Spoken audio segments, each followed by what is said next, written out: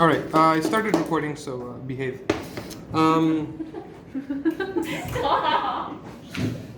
Okay, this is now. Did I erase all of the boards? Is that recording? I think that's recording. Okay. So, this is the part where we do like a. It's not quite a math detour. It's like just a small aside, but this aside is very, very irrelevant. And we're technically like moving into the next unit. We're moving away from equilibrium. However, in reality, this entire unit is just like a application of equilibrium to a specific scenario. So it's like the same thing. So it doesn't matter. So we're going to start with like a small aside section about pH. Bio students know what pH is. We're going to either we define pH as the following thing. This is a kind of definition. pH is the negative logarithm base 10 of the concentration of H plus ions in your solution. We did this in math too. Yes. Oh, okay. Cool. I don't remember doing that in math, but that's great. So, what does this mean? This means that pH is such a number that if you put 10 to the negative of the pH, you get the concentration of your H plus ions back.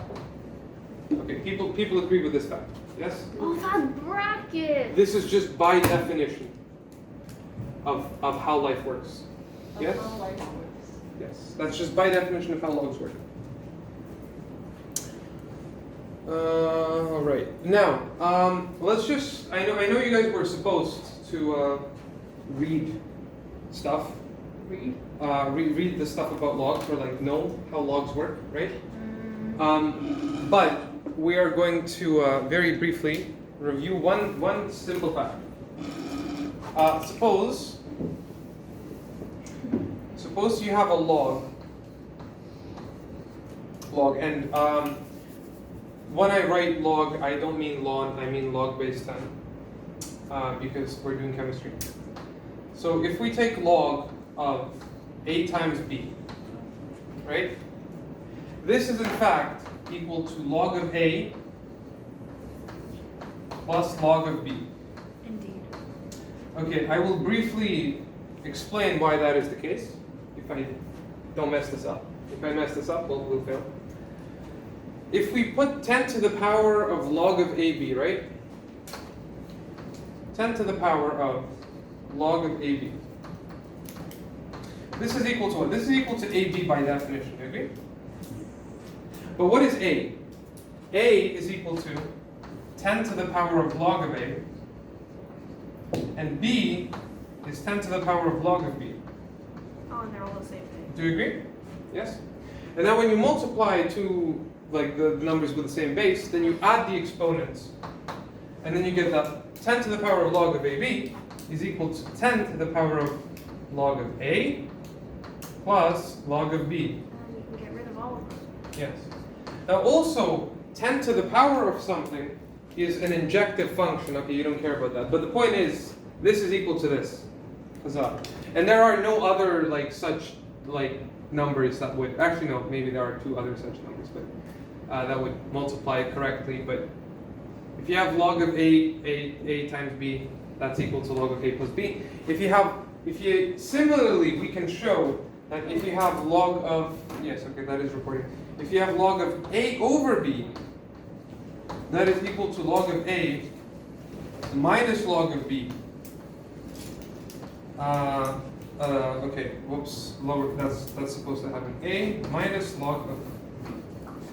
Another thing that I would like to point out is that, quite important for today, is that log of 1 is equal to 0.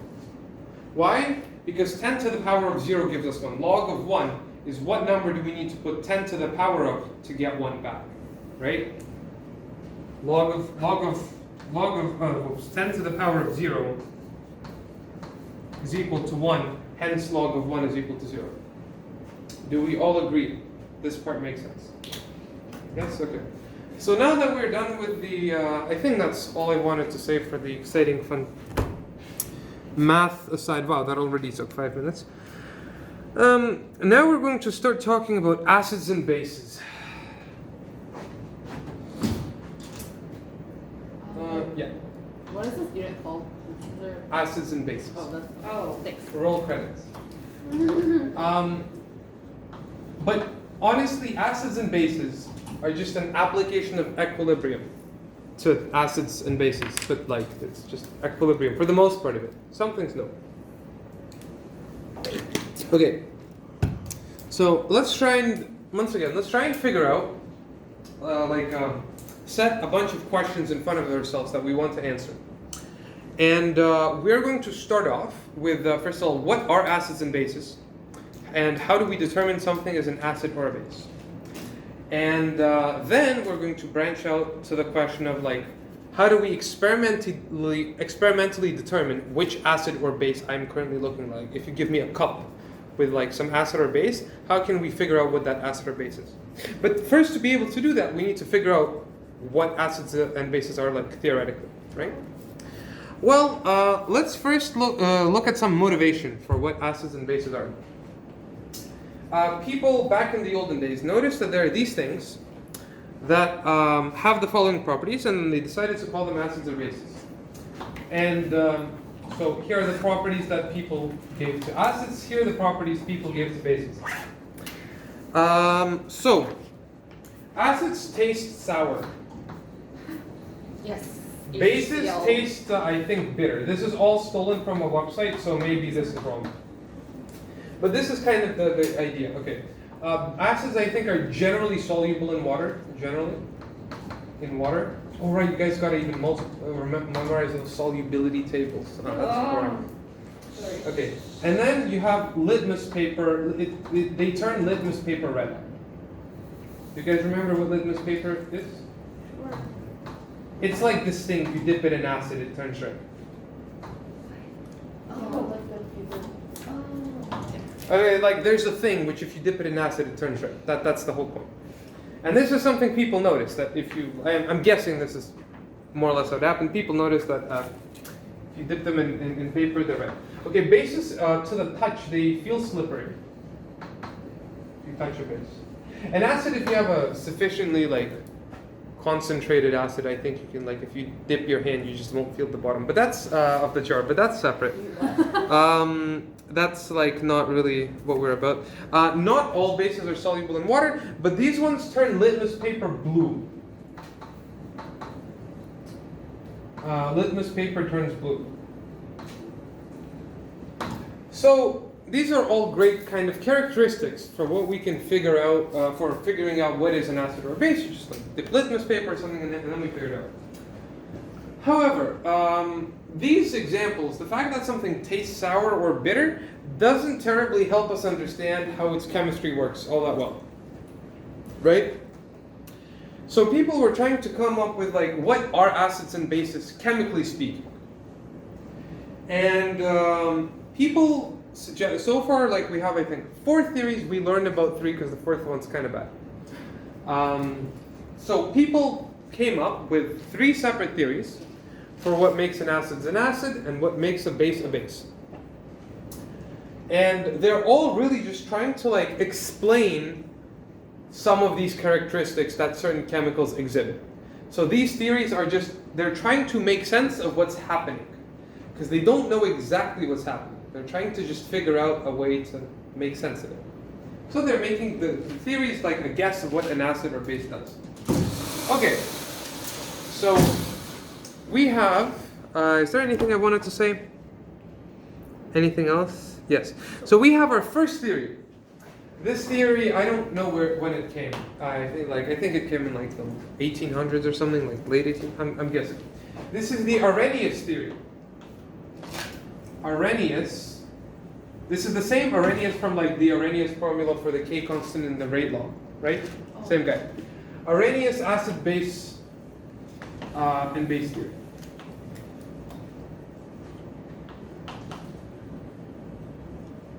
Okay. His idea was what? Actually, I don't like this chalk. It's a bad chalk. Let's take this one. What was his idea? His idea was this: an acid is something that if you put it in water, it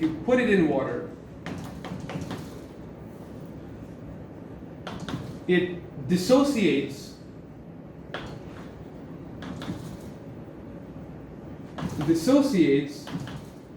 into an H plus, and something else. So you have, like, if you put it in water and it's aqueous, you have the following reaction. You have HA, aqueous. HA. No, I think it's just HA turns into H plus aqueous, A minus aqueous. Where A is just like something that's attached to the A. This is what he said an acid is. That if you put it in water, it's going to dissociate into an H plus and some leftover thing. Okay? Does that make sense? That was his guess for what it was. Then for a base, he said, if you put a base in water,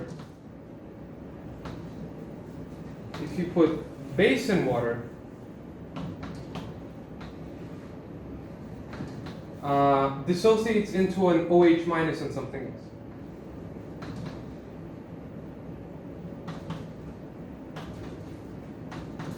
Into an OH minus and something else.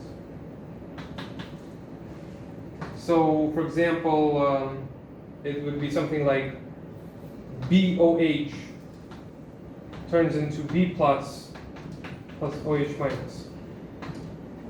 Okay, and I think we all know examples of these acids. For example, HCl. HCl in water is going to turn into H plus Cl minus aqueous. Do you agree? Mm-hmm. If you place it in water. And for NaOH, for example, right? NaOH, that's also a base that we know of. And this is going to turn into Na plus OH minus. Do you agree? And these are going to be equals. Okay, and this was a pretty okay theory. And that was great until the following happened. Until they noticed that, hey, NH3 actually has the properties of a base that we just talked about, like the whole, these ones. Some of these ones, I think. I think it turned litmus paper blue or something along those lines. So the issue was, NH3 doesn't have an OH minus anywhere inside of it, right? So it can't be a base according to this theory. So this means, okay, this theory is good enough for most things, but it's doesn't work for all bases. So that means we must be missing something, right? And this is, I think, when in 1923 we had, I think it was 1923, we got the second theory. The second theory tried to make sense of bases in a more modern way because they now knew about like the structure of the atom a lot better. They knew that atoms have like protons and things. And this is the Bronsted-Lowry theory. And Bronsted is spelled with like a slash through the O because it's like some like Northern European name. Bronsted-Lowry. It's two guys, I think. Or is it one guy? I don't know. I think it's two guys. Bronsted. Bronsted or Bronsted-Lowry theory. Yes. Now this theory is already very different from the first one. This theory says the following: something is an acid in this theory if do you want us to wait or? Okay. Something is an acid in this theory if it is able to donate a proton to something else. Can donate a proton to something else. I drink too much.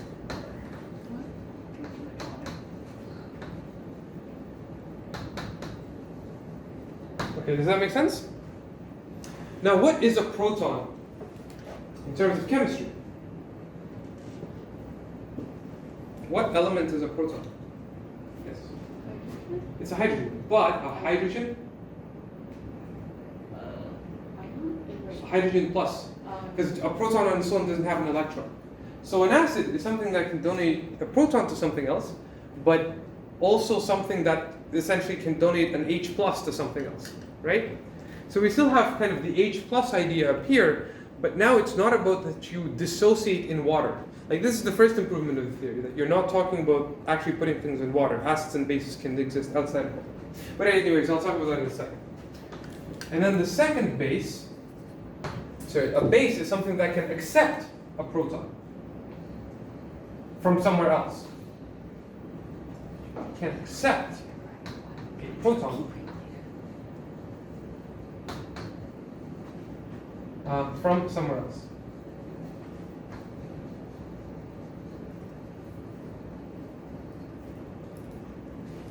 From somewhere else.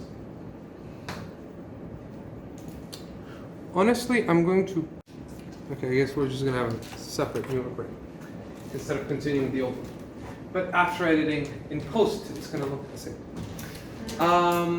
Yeah, so this is the Bronsted-Lowry theory of acids and bases. But then they noticed something weird that I'm gonna say like the characteristic that I showed you with like sour and litmus paper, like I think there's like more of them or something. But the point is they noticed that all of a sudden now metal ions can also act like acids. All of a sudden. They noticed like that, I think iron has like just a plus ion, right? Or actually no, I prepped an example which is not iron. Let me check the Na plus, yes. Just Na plus on its own can act as an acid. And I mean, this definitely can't donate a proton because it straight up, like, otherwise you'd have to break apart the atom. And you definitely can't do that, in chemistry at least, with the forces related to chemistry. So this theory, once again, doesn't work for this, right? This theory, though, works for NH3. Because NH3, it can accept like another H plus easily from somewhere else, right? And then from here we get the third theory, which is the one you don't really talk about too much. The third theory is the Lewis theory of acids. And don't worry, we're about to talk to them, talk about them quite a bit in just a second. Yeah, okay, I'll just explain the Lewis theory and then go back to Bronsted-Lowry. Actually, in that case, I'll write the Lewis theory on a separate board because we'll not really return to it at all. I think it's like relevant for like, they might ask you like conceptual questions about it, but you won't ever actually have to compute anything with it. The third theory is the Lewis theory. And in the Lewis theory, an acid is something that can accept a pair of electrons. Something that accepts a pair of electrons.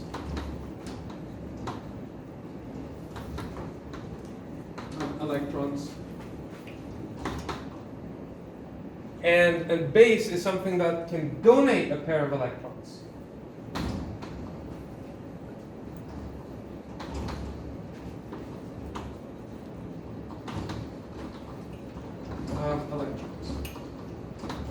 And as you can see, why this theory is an improvement on this one. First of all, it explains the whole Na plus thing, because Na plus can accept a pair of electrons, so it can be an acid. I'll explain why this makes sense in a second later, but it's kind of interesting to see the whole like development of thought, right? The Arrhenius theory was before we knew about what an atom really was, right? So they explained it in terms of chemicals, that you have an H plus and an OH minus, right? Then we learned about how atoms work.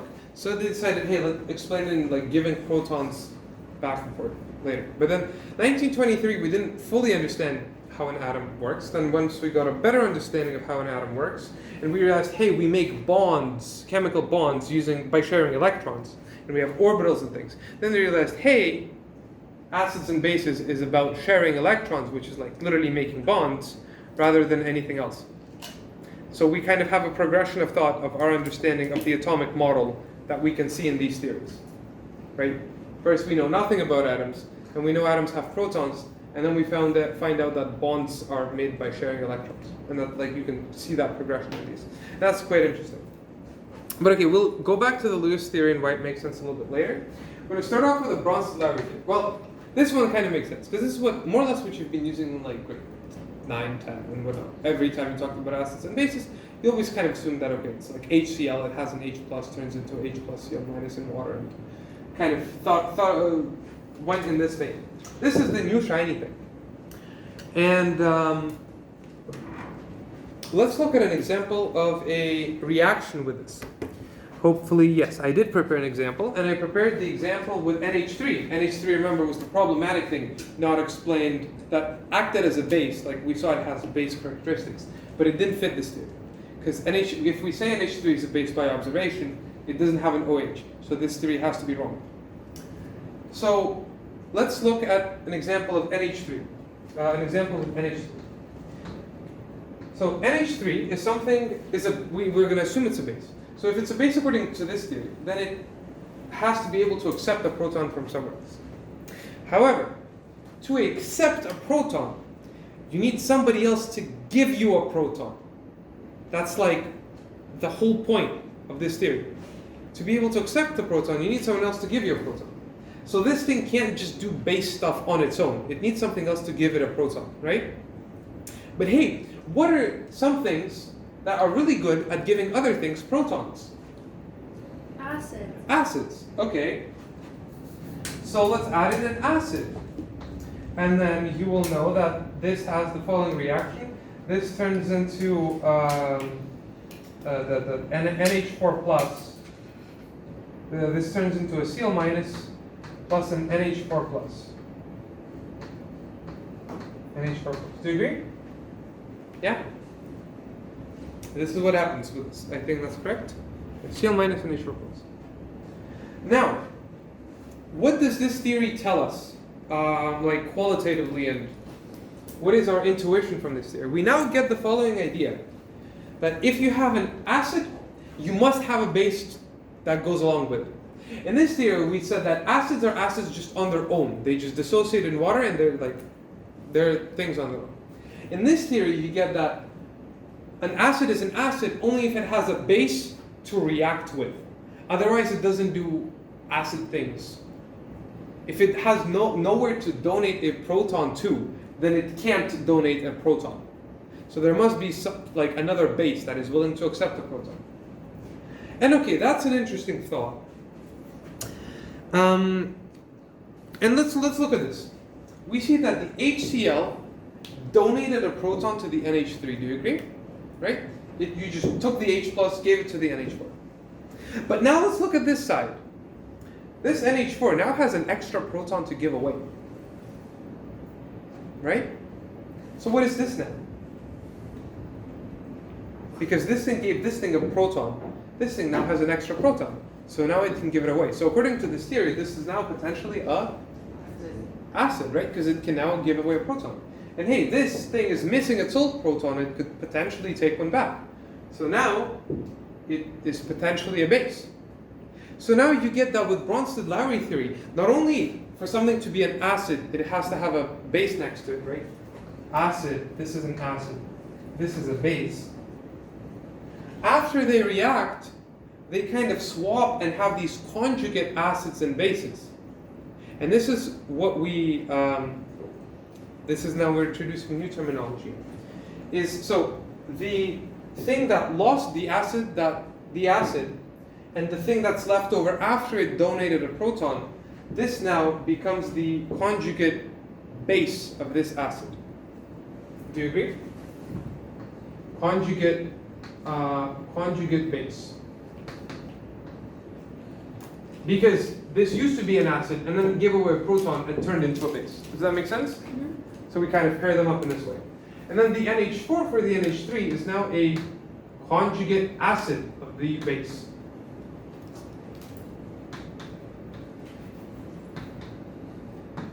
And that's really interesting because all of a sudden, now not only do we have these like acid and base pairs, on the other side, after the reaction, you also have an acid and base pair. So that's something I wanted to say. What did I want to say next?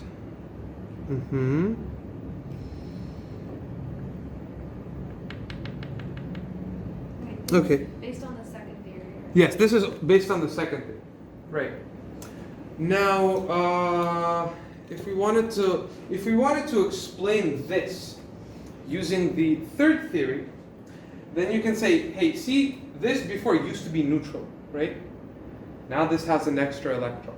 So it must have gotten electrons from somewhere. In reality, it just gave away an H+, but that's like logically the same. You became negative, you gained electrons. Versus NH3 used to be neutral, became positive, so it must have given away a pair of electrons. Right? So that explains this here. Now, key remark. Arrhenius acids are Arrhenius acids. Bronsted-Lowry acids include Arrhenius acids. So any Arrhenius acid is always a Bronsted-Lowry acid. But not all Bronsted-Lowry acids are Arrhenius acids like we saw in NH3. And then Lewis acids, all Bronsted-Lowry acids and bases are also Lewis acids and bases. But then not all Lewis acids and bases are Bronsted-Lowry acids and bases. So it's like the... So if you were to draw like a Venn diagram, you would get that here you have the Arrhenius ones, right? Arrhenius, right? Around that, you would have the Bronsted-Lowry B-L is how they're often written down, and then you'll have Lewis, which is the biggest and contains all of them.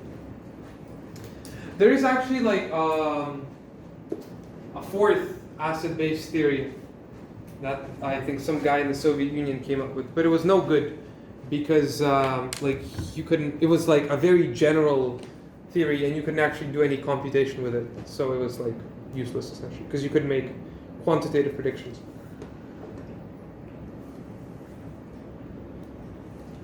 But I think it still had some like conceptual value or some. I don't know. I don't know anything about chemistry. Right. So that's the thing. Now we're going to look at one specific example that is very interesting. A very specific acid and base. I'm going to erase this because this is no longer relevant.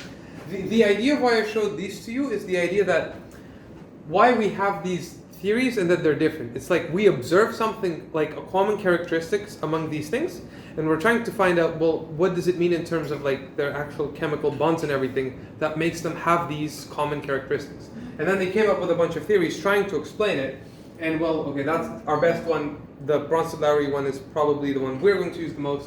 And then Arrhenius is old, but it's still kind of okay. Wait, so what about the Lewis one? The Lewis one? It's like probably the most general theory, and it's still good. Okay. But we just don't use it too much in high school because it's more confusing. Okay, we have one marvelous thing, one marvelous chemical which we all know and love, which is H2O. H2O.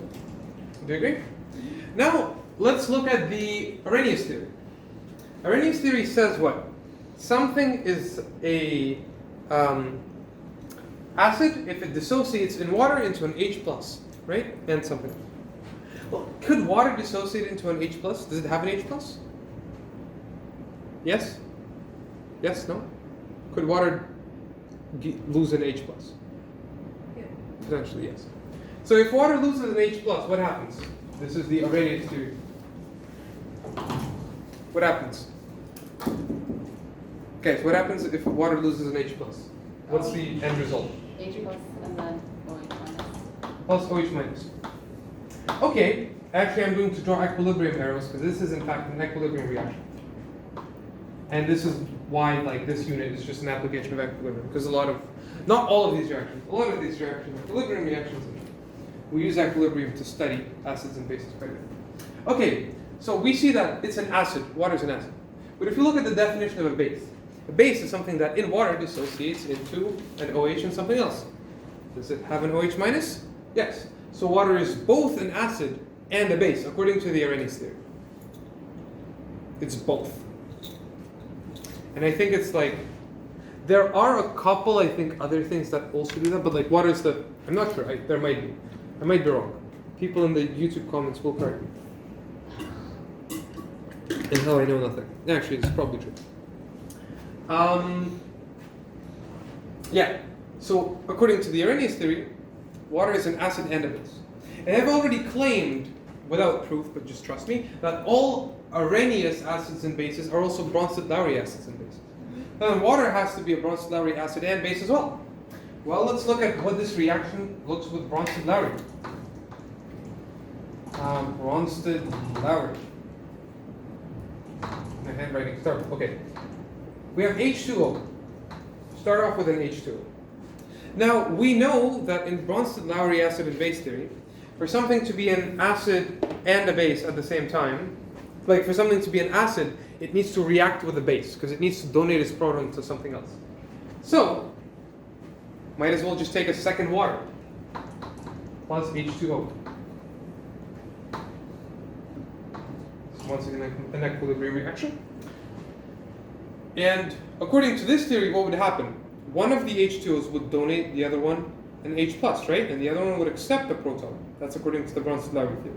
People still remember what the Bronsted-Lowry theory says. An acid is something that can donate a proton, a base is something that can accept a proton. So one of these is going to give the other one a proton, the other one's going to accept it. So, suppose this one gives this one a proton, you're going to be left with H3O plus OH minus, right? And that's interesting. So, you now have these two things. You have these two possible reactions of water, of what water does. And they are also equilibrium reactions, because I can tell you right now, not all of water dissociates into H plus and OH minus. Like they can still attract back to each other and convert back. And what is the kind of issue I had with this, and then this is literally what I wrote my IA on, is, well, what's the difference between these two things when you actually do calculations with these two equations? Well, actually, how do we do calculations with these kinds of equations? Well, we can do the equilibrium constant thing, right? If we write out the equilibrium constant for this one, what would we get? We'd get concentration of H plus times the concentration of OH minus divided by the concentration of water, right? And in this case, we'd get something similar. In this case, we'd have a equilibrium constant of the concentration of H plus times the concentration of OH minus divided, H3O plus divided by the concentration of water squared, because we got two waters, right? And then in the rate law for this one, you'd have 2 times 2, like concentration of H2O times concentration of H2O to get the total number of possible equilibriums, so on and so forth, right? So this would be squared. Do people understand why this equilibrium constant like this for this reaction, and this equilibrium constant like this for this reaction? Yes? Does that make sense? Mm-hmm. Now, there are many issues with, my IA was essentially trying to say, can we distinguish between these two things? And I got that, no, not really. The issue is, why not really?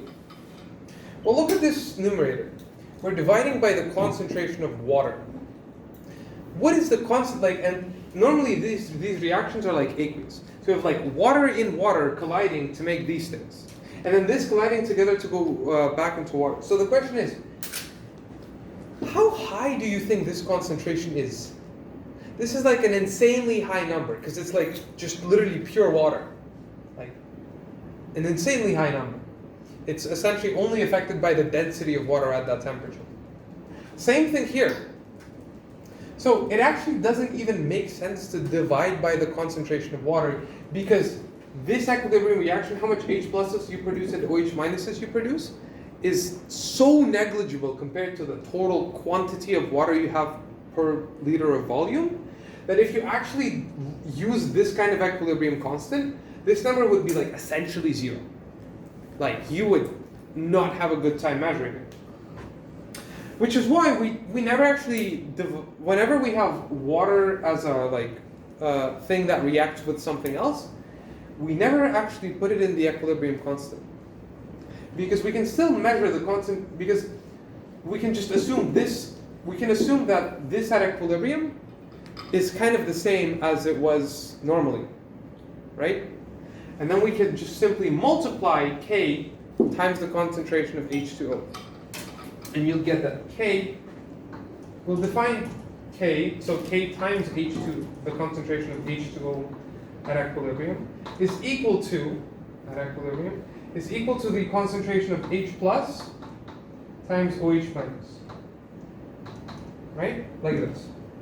However, we're going to assume that this concentration is so large that it practically doesn't change and is overall, this number is overall constant.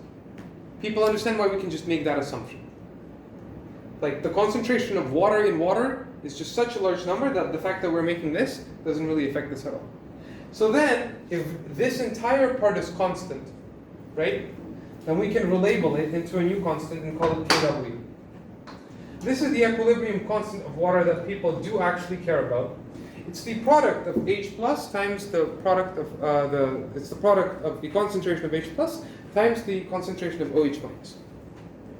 Does this make sense? Yes, no? And we just define this constant. And we now claim that this is always constant for water at equilibrium once it reaches it. This makes sense. Do you agree? Yes? No? Okay, good. Now, remember when I accidentally wrote 10 to the power of negative 14 when I needed to write 10 to the power of 10 to the power of negative 4? Well, that's because I was thinking a little bit ahead. And turns out, at room temperature, or whatever the standard temperature and pressure is, Kw is equal to 10 to the power of negative 14. There we go. Now, what does this mean about H plus concentration and OH minus concentration, right? We can make our silly little ice table. Oh. And that's what we're going to do very briefly right here. Suppose we started off with some H2O, right? That's H2O. And then we had no H plus and no H minus, right? And this is ICE. And it doesn't, we had some concentration, some concentration.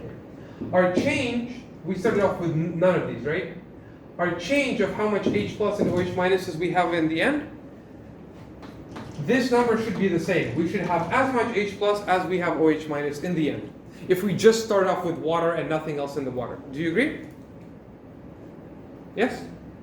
So, if you have just water, which is just water, there's nothing else to it, then these two numbers should be the same. Just strictly speaking, if you have pure water, completely pure water. And in that case, I'm going to move stuff here.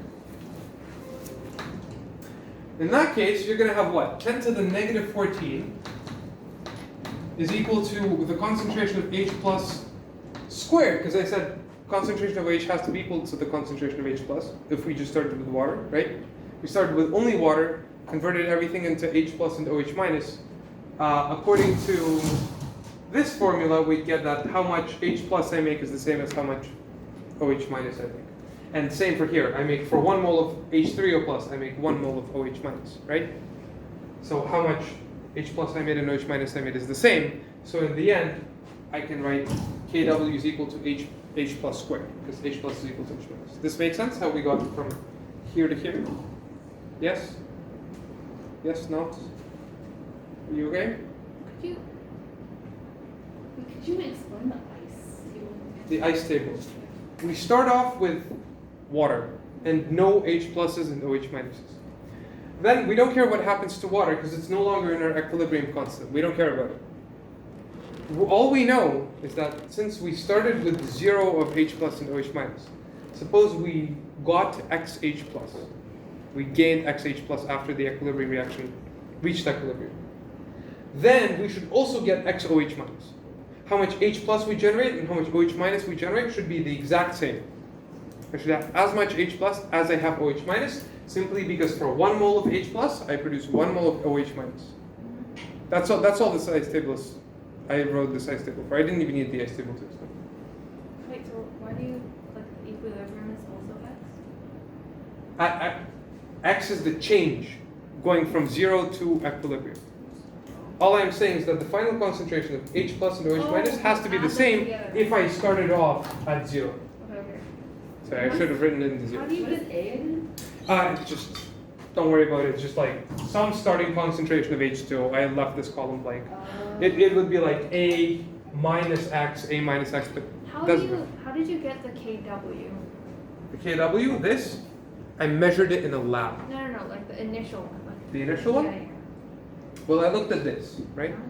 I said, hey, this concentration of water at equilibrium is going to change so little because of this. It's going to be practically the same as the concentration I had at the beginning, right? So the concentration of water practically doesn't change. So it's Like, basically equal. we can't measure it. So this number is basically a constant always. Do you agree? Yeah. Like this doesn't change ever. Like even if you increase temperature, it just doesn't change. So then I can multiply this K by the concentration of water and call that KW, because that's overall a constant still. Because the concentration of water is pretty much almost. Yeah, it's like pretty, essentially doesn't change at all. And then we can say, hey, KW is then this concentration time, like just the concentration of H plus times the concentration of OH minus. Or alternatively, if you can use the concentration of H3O plus, either H plus or slash H3O plus. These two are kind of interchangeable in a sense. We'll see why. And why is defining KW in this way so useful? Because all of a sudden, you don't have this discrepancy where this is H2O and this is H2O squared. Now this KW agrees with both of these theories, right? Because otherwise, you'd have to have divided by H2O in one case and divided by H2O squared in the other case. But it doesn't matter if it's. But it doesn't matter if H2O is just not in the equation at all. Because it stays the same. Yeah, because it more or less stays the same, so we can like multiply it in. And now the way we define KW is universal for both of these theories. Wait, it's the same regardless of whether you square it, right? It's the same regardless. KW, yes. Okay. That's the whole point of why we do this multiplication trick. Because regardless of this is if this is squared or not, when you measure the concentration of H plus in your beaker, you're going to get only one number for the concentration of H plus. Like it can be only one thing. If you measure it, it's like a fixed number. You can't have two different numbers of like what you actually measure in real life. Same thing for the concentration of OH minus. When you measure the concentration of OH minus in real life, you're going to get only one measurement. You're not going to get two different measurements, right? And in this case, we kind of found a cheat to make both of these theories work. Right. Also remember that in these theories, like these two constants could be different numbers because they're different theories. But then we said, hey, why have different numbers for different theories and different constants and divide by the concentration of water, which is like dividing by like an obscenely large number. That's dumb. Let's just multiply it in because it practically doesn't change. It's essentially a constant and call it a new constant, which is H plus times OH minus.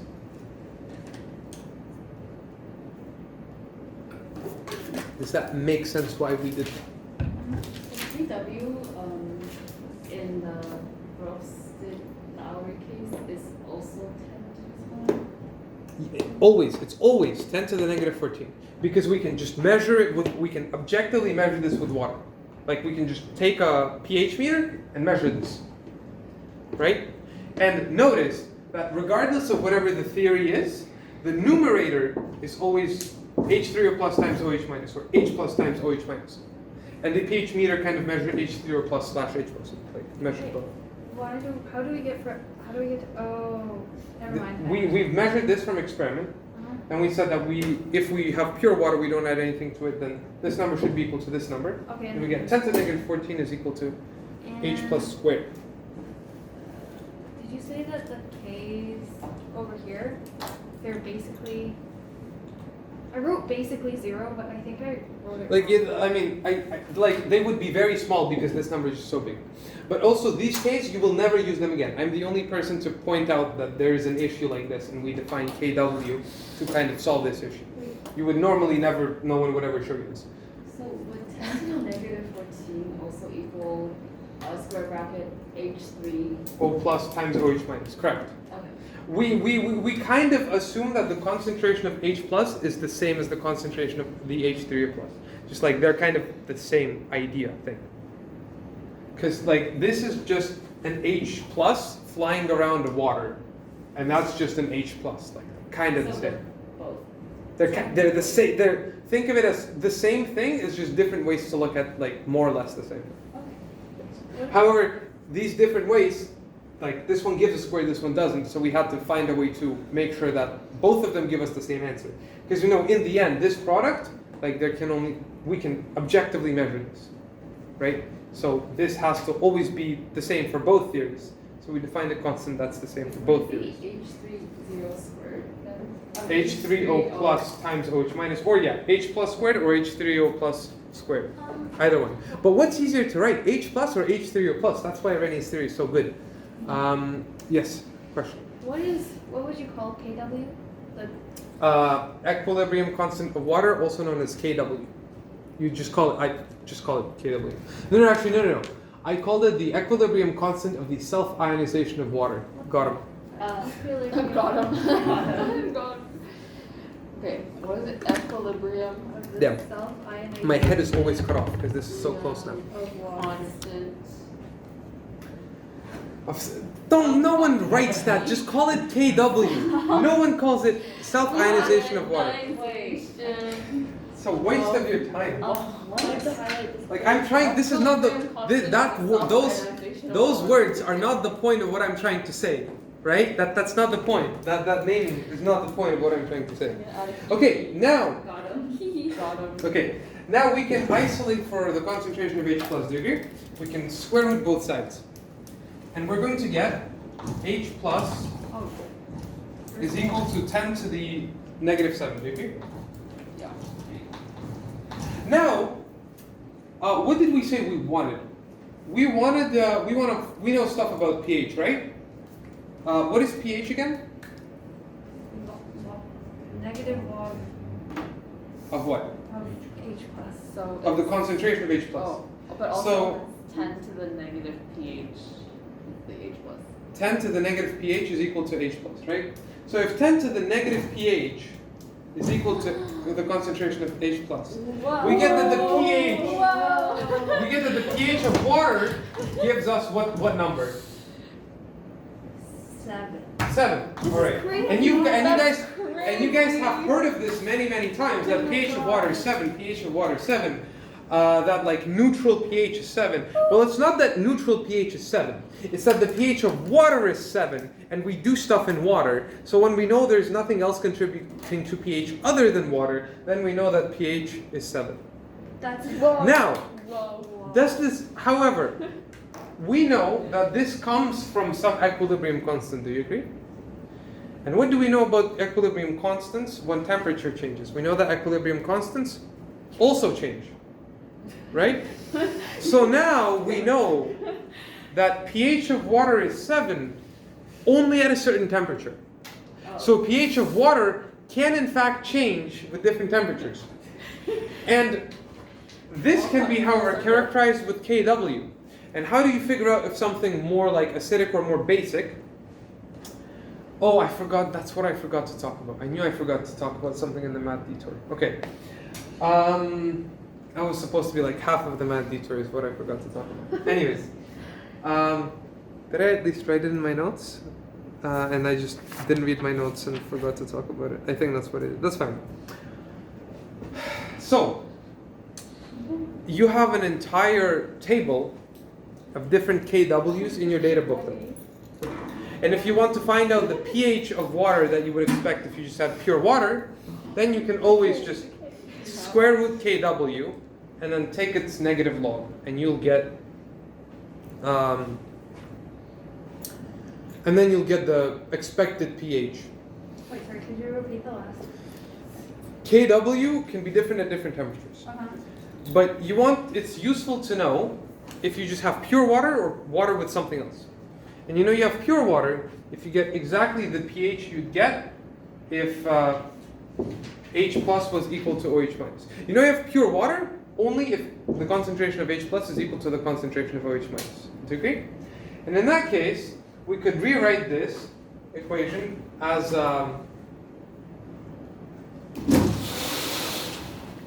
we could rewrite this equation. Instead of plugging in 10 to the negative 14, you'd go to your beautiful data booklet. You'd find out the KW for that specific temperature. Okay, that's visible. And then you'd say, okay, KW has to equal to the concentration of H plus squared if we had pure water. Because if we have pure water, we know that the concentration of H plus and OH minus have to be equal, right? So we can do that.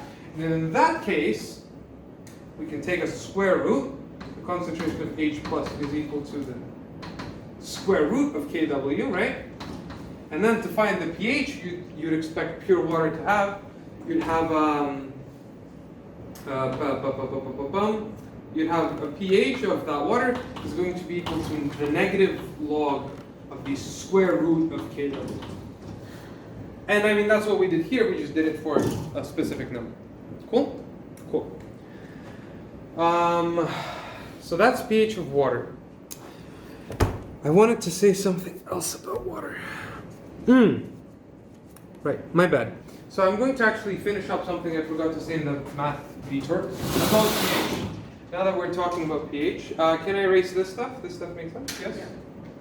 Yeah. If pH is negative log 10 of H plus. Suppose I have some concentration of water I start with. And then I increase that concentration of water. What will happen to pH?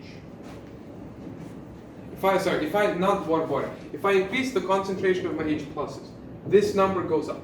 What happens to the number pH? If this number goes up, what happens to log of this number? Does that number also go up or go down? Pardon? Yes. So remember, I'm just going to write this down, that 10 to the log of H plus is equal to the concentration of H plus. Do you agree? So if this number goes up, right, then whatever 10 has to be to the power of also goes up. Do you agree? So this number went up. But because it's negative, it actually went down overall. So as concentration of H plus increases, log decreases. Okay? Does it make sense why that is the case? Oh, yeah. Okay. Now, if concentration of H plus decreases, right? That means this number decreases.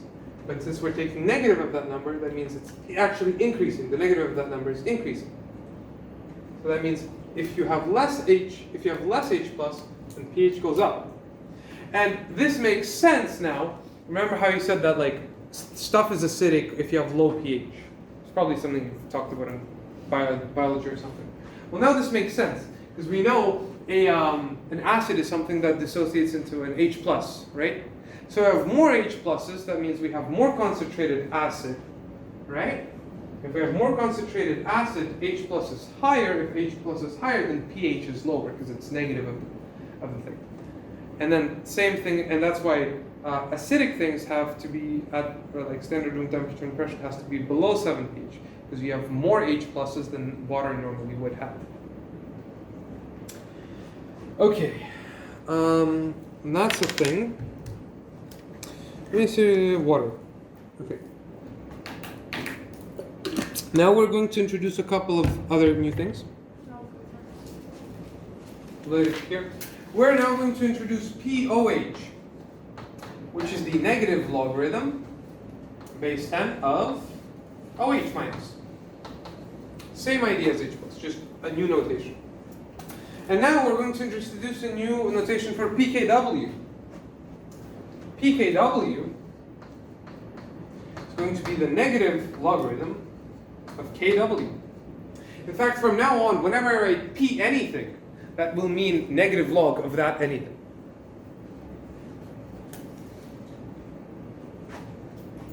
Does this make sense? Now, if you remember what negative log of Kw is, what Kw is the concentration of H plus and the concentration of OH minus. This is equal to negative log of the concentration of OH minus times the concentration of H plus slash H3O plus. I'm just too lazy to write all of it. And then using our log rules, we know we can split this as negative log of OH minus plus negative log of H plus. Do you agree?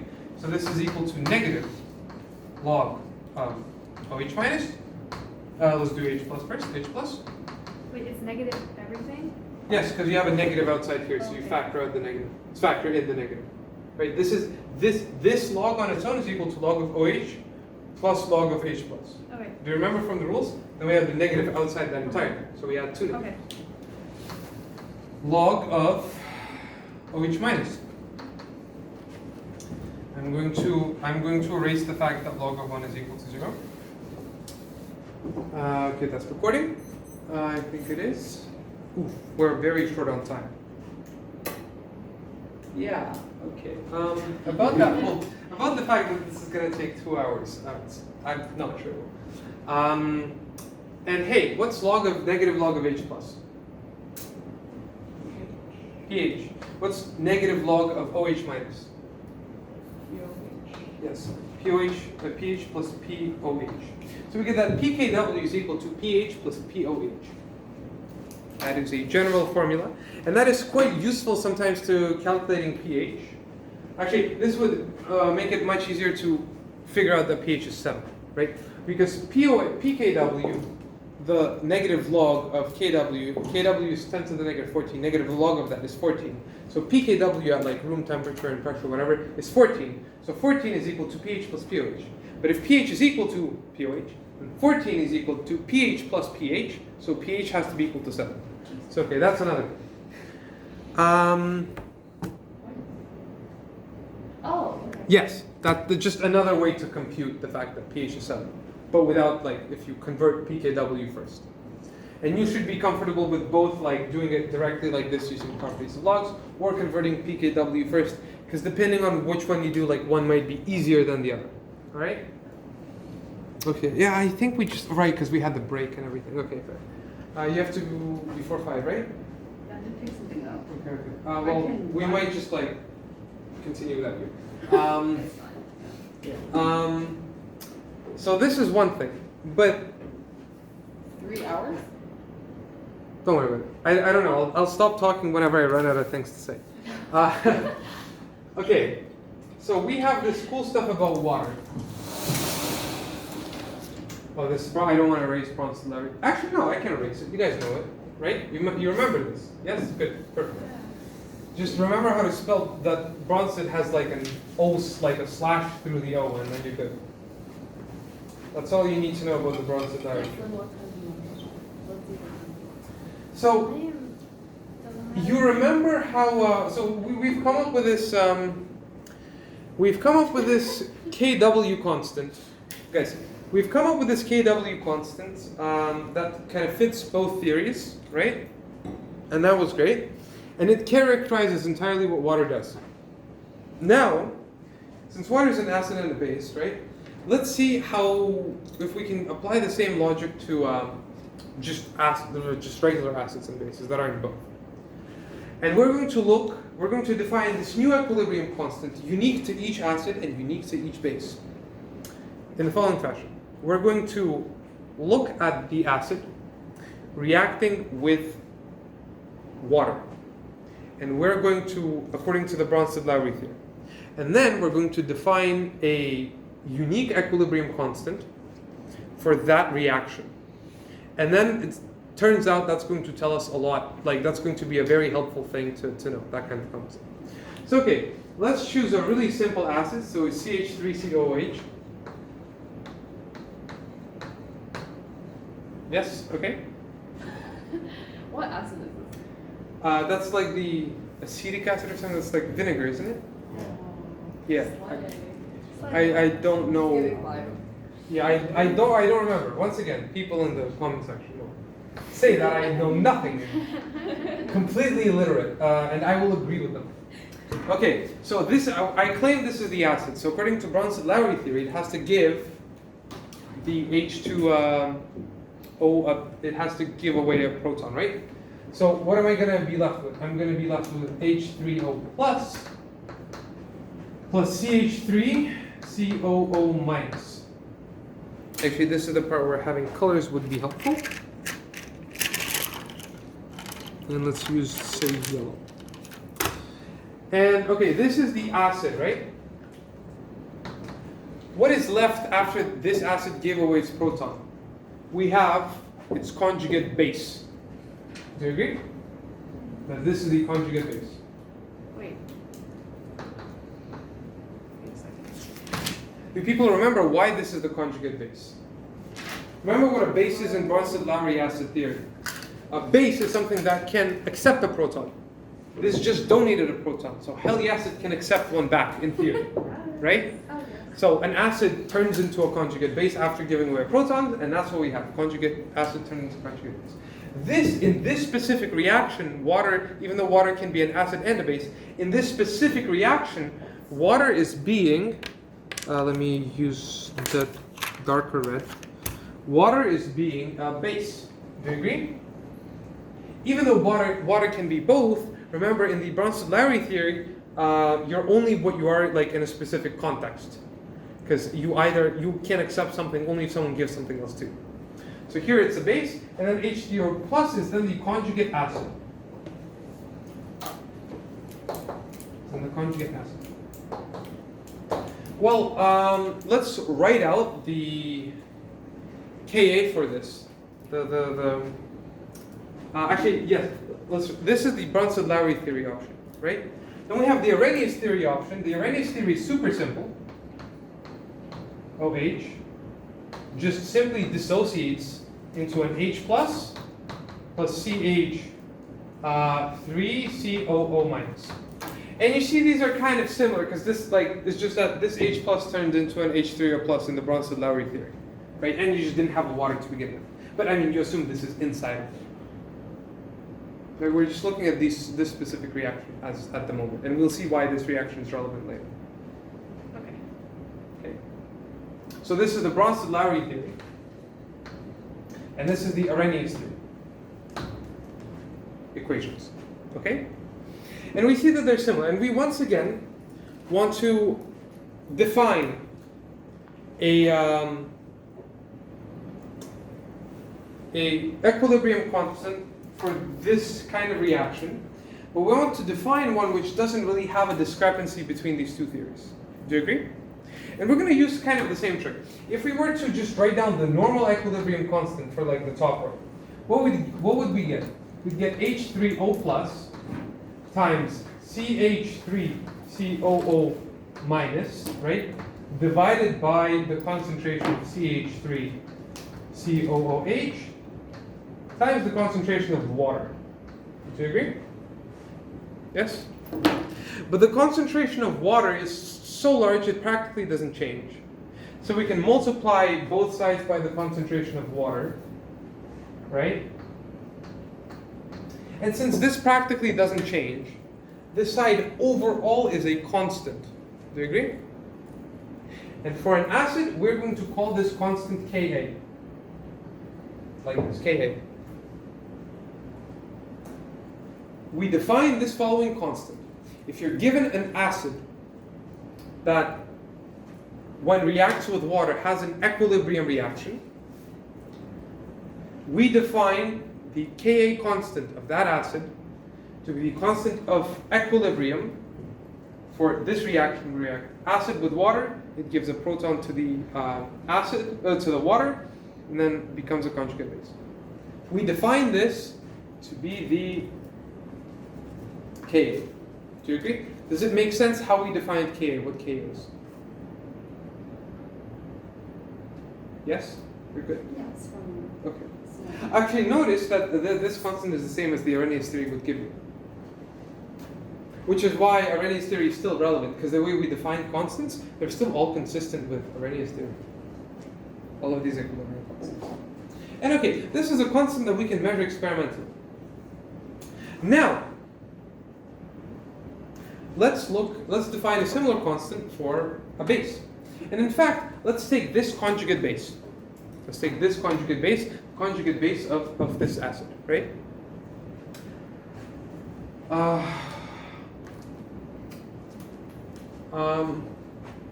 Can I write on that board? Is that okay, or is that too far to see? Okay, you're good. Or actually, I'll continue writing this. I'm just gonna cross it out. We're going to define the equilibrium constant of a base in a similar fashion. We'll just look at its equilibrium with water as well, and just write it down an equilibrium constant for that. So what's that? That's CH3 COO minus plus H2O. In this case, this is the conjugate. This is the base now, right? And this is the base. Base. This is now the acid. I'm realizing that I'm blocking all of your views with my back, but that's a you problem. Okay. Then now the acid donates a proton to the base, so you get CH3COOH back, right? Plus OH minus. Do you agree? Okay. Now what's this base? It turned into a what? What did this base turn into? What do bases do according to the Bronsted-Lowry theory? What did they do to protons? They gain protons, yes. So it turned into a conjugate acid, because now it has an extra proton to give. So now this is the conjugate acid. But this is a new equation. This is a new equation, I'm gonna draw one. conjugate acid. And OH minus is the what? Conjugate Base. of what? It is the conjugate base of the water. Right? Because the OH came from the water. So the water gave away a H plus. Okay, does this whole base conjugate acid conjugate base notation make sense? They come in these pairs. Okay, and in this case, in a very similar fashion, we're going to define the Kb, the equilibrium constant of the base, Kb, which is going to be equal to the concentration of this times the concentration of this, divided by the concentration of this. We're just going to ignore the water, but that number practically doesn't change. Right? Makes sense. So we can assume it to be constant. CH3COOH times the concentration of OH minus, divided by The concentration of water temperature. the concentration of CH3COO minus. And we, at this, last time we learned that we should just ignore water, so we're just going to ignore water this time directly without writing anything. So now we define the Kb of a base, right? Now notice, we wrote down the reactions of an acid with water and its conjugate base with water, right? Does that make Can you sense? repeat that last sentence? We took an acid, we looked at what its equilibrium reaction would be with water, Uh-huh. and that's what we got. Okay. Then after this reaction, the acid turned into a conjugate base. Uh-huh. Now we said, hey, let's take this conjugate base and see how that reacts with water on its own. And that's this equation. Do you agree? Now you can see, this acid turns into its conjugate base, right? But now this base, which used to be the conjugate base in the old reaction, its conjugate acid is the initial acid here, right? And that's very interesting. So that means that these two reactions are very much related to each other, right? Because I'm kind of just converting from CH3 to this thing, and then I just went back by reacting it with another water. Okay? And, give me a second. We then get the following very interesting equation. If you look at Ka and Kb, if you look at the Ka of an acid and the Kb of the acid's conjugate base, if you multiply these together, let's multiply these out together. Can I erase the Arrhenius here? What time is it? Okay.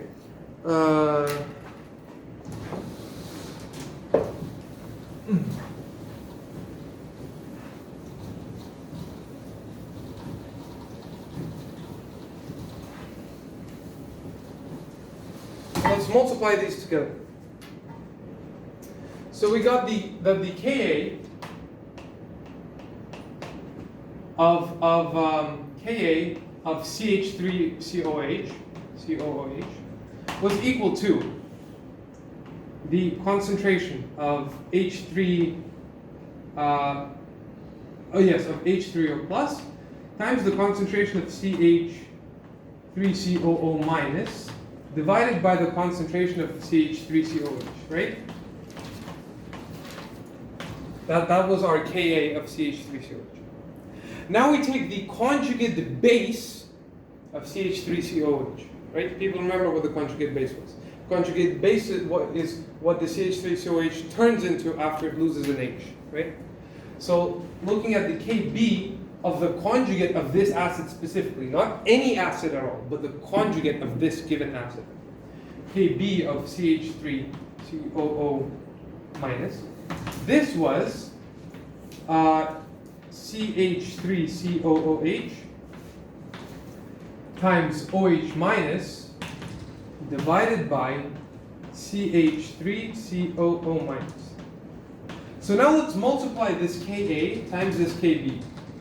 What do we get? Let's write this out very briefly.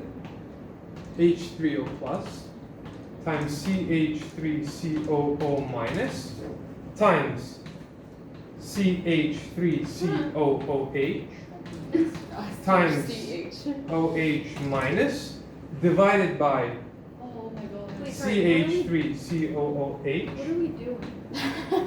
We took these two and said let's multiply. Why? We're going to see in just a second. It makes sense. Okay. It's really cool.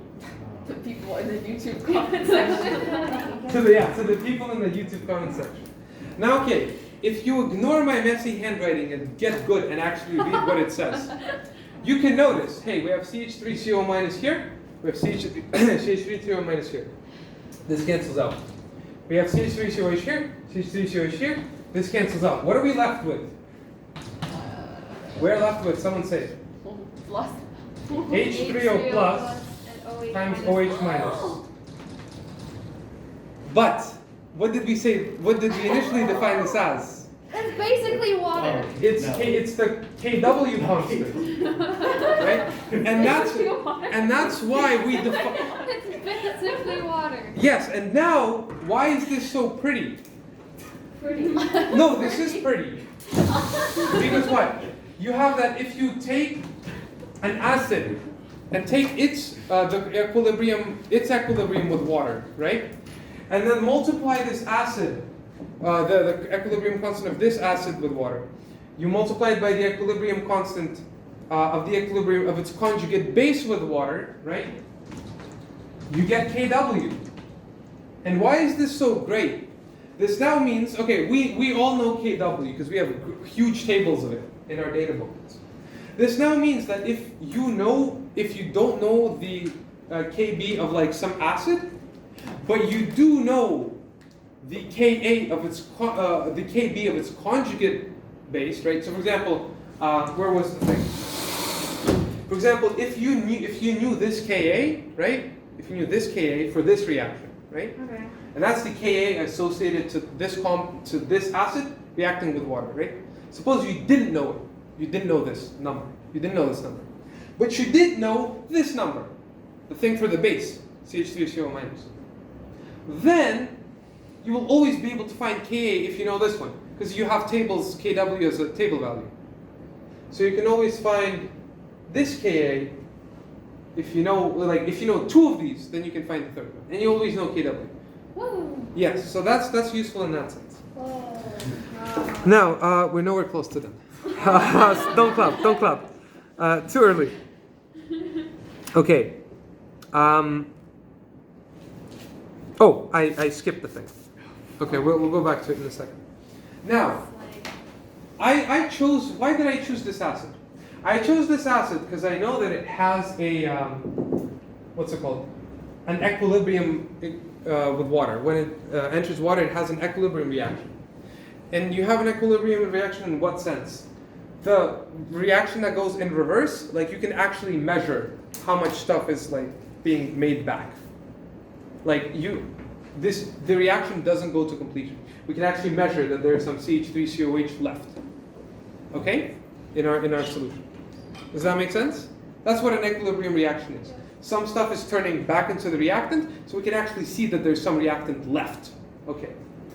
However, why did I not just choose HCl? HCl sounds like such an easy thing. In fact, HCl, if we write out the reaction for HCl here, HCl plus water plus H2O, what does it do? This is going to be H3O plus Cl minus, right? Turns out this is not an equilibrium reaction at all. All of the HCl completely dissociates. None of it is actually, like, the reaction going back is like you can't actually measure any HCl that's left. Maybe some of the H3O plus Cl combined back into the HCl, but we like literally can't measure it. It's so small. Oh. So this is in fact not an equilibrium reaction at all. It's not measurable. Like if you were to compute its Ka, right, it would be like an like a huge number. Like you wouldn't be able to measure this. So yes. Okay, wait. Okay, that's you can think. I'll take a sip of water. Why would your Ka be really high? Because what's our Ka for this case? Our Ka is equal to H3O plus, right? Mm-hmm. Times Cl minus, the concentration of Cl minus, divided by the concentration of HCl. If we say that we have virtually no HCl left, this is practically zero. So it's huge. This number is huge. Okay. Because HCl is so small, you can't even measure how much HCl you got, really. It's like an infinitely large number. K is the percentage of successful. Ka is the equilibrium constant. It's not the don't think of it as a percentage of success. Think of it as just a ratio that is constant at a constant temperature. This ratio is some number at equilibrium. Don't think of it as percentages. That doesn't work. You get confused. I'm very confused. Wait, there would be a ratio even if it's not equilibrium? If it's no, I'm saying that if you were to write down this rate, suppose it was an equilibrium, Oh, I got the the HCl would be such a small number that this would be an like infinitely large number. So it doesn't make sense to talk about a Ka for HCl. Oh, equilibrium. I'm saying like it doesn't make sense to do this because it doesn't do equilibrium. Okay. Okay. And so we kind of see that we have these two classes of acids and bases. Ones that are in equilibrium with water and the ones that aren't. So we now introduce the idea of strong acids and bases and weak acids and bases. Strong acids and bases, and remember, strength of an acid and base isn't the concentration. Because if you can easily change concentration just by putting more in the smaller volume, right? However, dissociation, this is something that actually depends on the characteristics of the chemical itself, right? If I have less HCl, if I put less HCl, have a lower concentration of HCl, it's still going to fully dissociate. All of it's going to dissociate. However, if I define strong and weak in terms of how well it dissociates, then whether something is strong or weak actually depends on the HCl and not the concentration. So we define stuff in the following way. So essentially a base slash acid. An acid slash base. Let's write it like that because we always write acids first because A comes first and then B second. So then an acid slash base is weak if we call it weak if when it reacts with water it is an equilibrium reaction. Its reaction with water is an equilibrium reaction. Its reaction with water is an equilibrium reaction.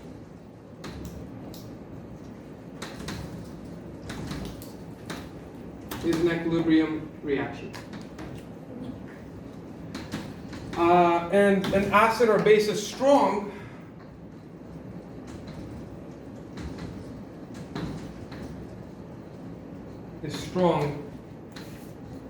if it fully dissociates in water.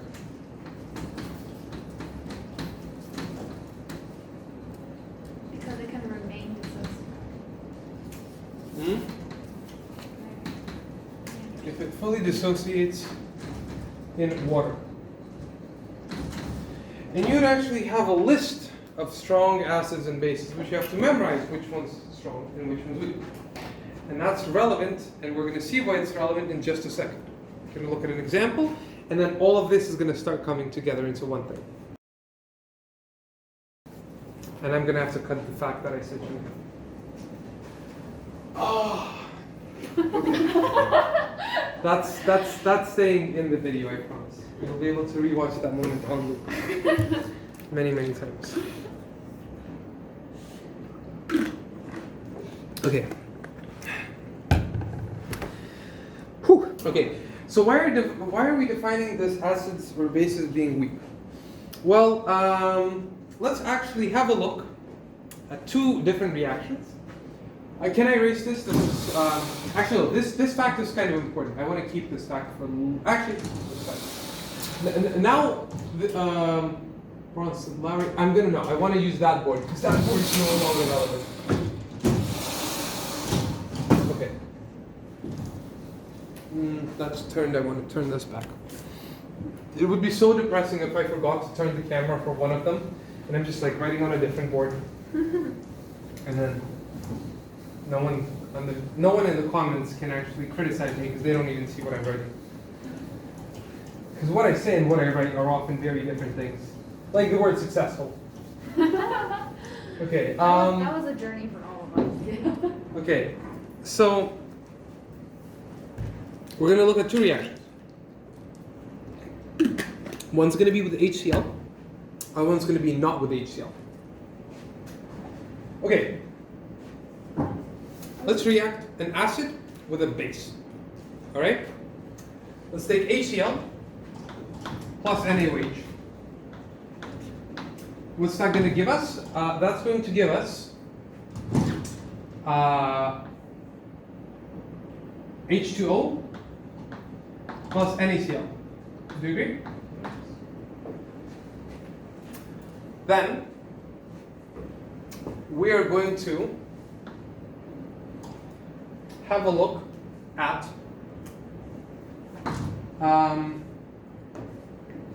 CH3 COOH plus I think NaOH still works.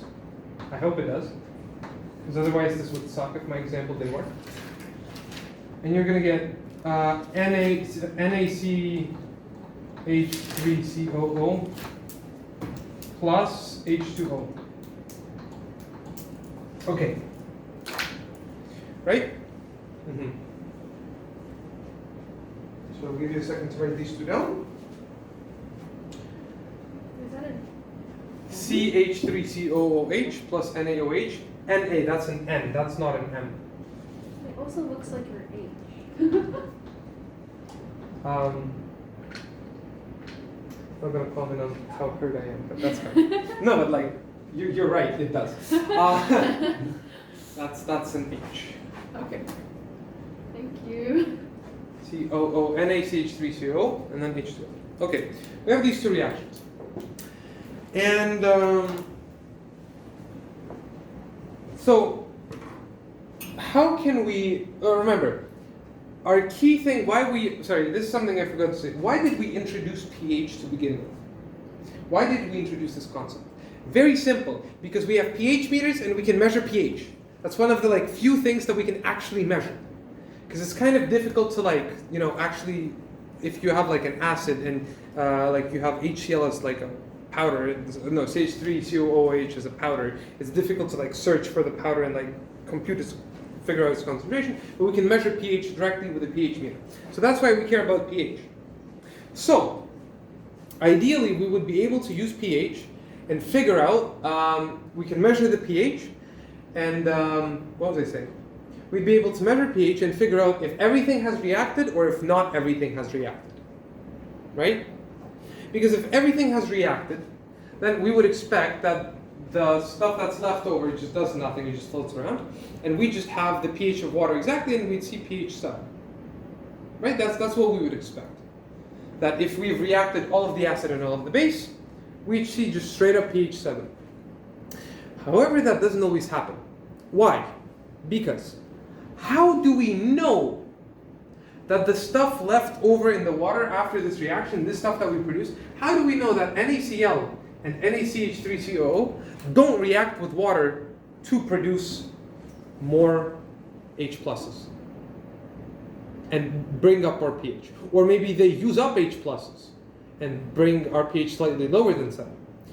Well, in fact, the whole concept of the fact that some bases are weak and some are strong explains this. Why? Okay, let's just look at what if we want to see if NaCl contributes to pH after these guys have reacted. All we have to do is see, okay, well, this is the only stuff we have left. We just have H2O and NaCl. Let's just look if we react NaCl if we react Na plus with water and Cl minus with water, if anything happens to the pH. All right, let's just write down these reactions. Because NaCl is really just Na pluses floating with Cl minuses, so we can write them like that, okay? So Na plus H2O, what's that going to give us? That's going to give us NaOH plus plus OH minus. Do you agree? Right?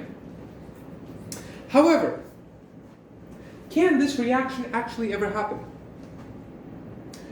NaOH, actually I didn't tell you this, so you can't answer, but NaOH is a strong base. So NaOH fully dissociates, right? NaOH fully dissociates into Na pluses and OH minuses. So can this reaction happen? No, because we said NaOH fully dissociates. Going backwards is not possible because this fully dissociates. Like it doesn't, the backwards thing doesn't happen at all. So we now know that Na plus isn't going to contribute to making OH minuses. Yes? Does that make sense? Now let's check Cl minus. Cl minus plus H2O turns into HCl plus, Wait, so it's... oh wait, sorry, this is plus H plus H plus. Like this, sorry, this is an H plus here, I messed up. Is the conclusion from the Na plus H2O That Na plus, this reaction in this direction does not happen. So Therefore, Na plus will not work together with H2O to make more H pluses than would normally be in water. okay. And Cl minus with water would produce HCl. But we also just said HCl is a strong acid. So the reaction in this direction is not going to happen because HCl fully dissociates. It doesn't let anything turn back into itself. HCl really doesn't like itself, so it just fully dissociates and never lets itself assemble back. So the It's a little bit morbid if you really think about it, but yeah. So we know that Cl minus doesn't contribute to making any OHs. So we know overall NaCl, therefore NaCl does not affect pH. Does not affect pH. So that means that if we react 1 mole of HCl and 1 mole of NaOH exactly, so that both of these fully react, then we should have exactly pH of 7 because we figured out this doesn't contribute to pH. Does that make sense?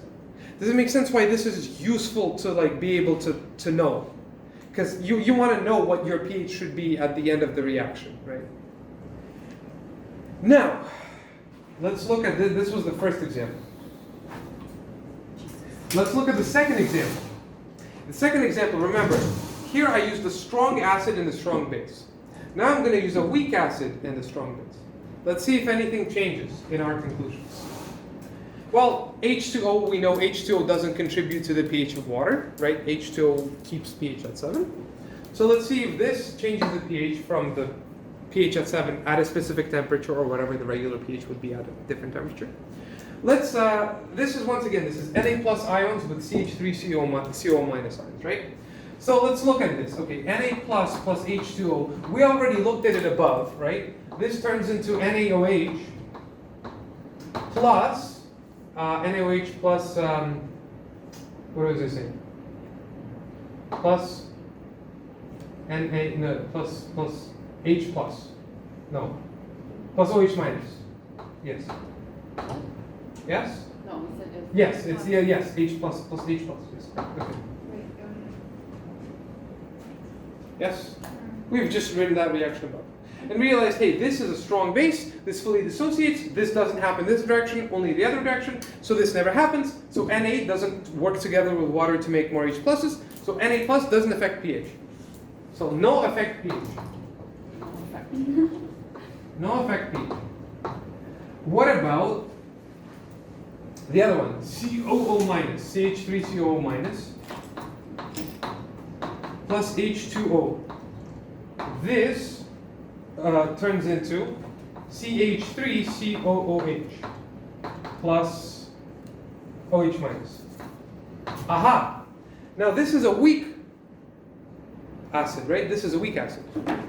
So this reaction in this direction happens, and then the reaction in the backward direction also happens, right? So, does this contribute to pH? Does this make any OH minuses? And remember, OH minuses contribute to pH because they use up H pluses. So they do lower pH. So does this part contribute to pH? Yes, because it produces OH minuses. And this acts as a base. And this is the conjugate acid. So we get that in fact the CH3CO minus does impact the pH. Simply because this is an equilibrium reaction and some of it does slip by. So since this is basic, we get that a mixture of these things will be slightly basic, therefore slightly above 7.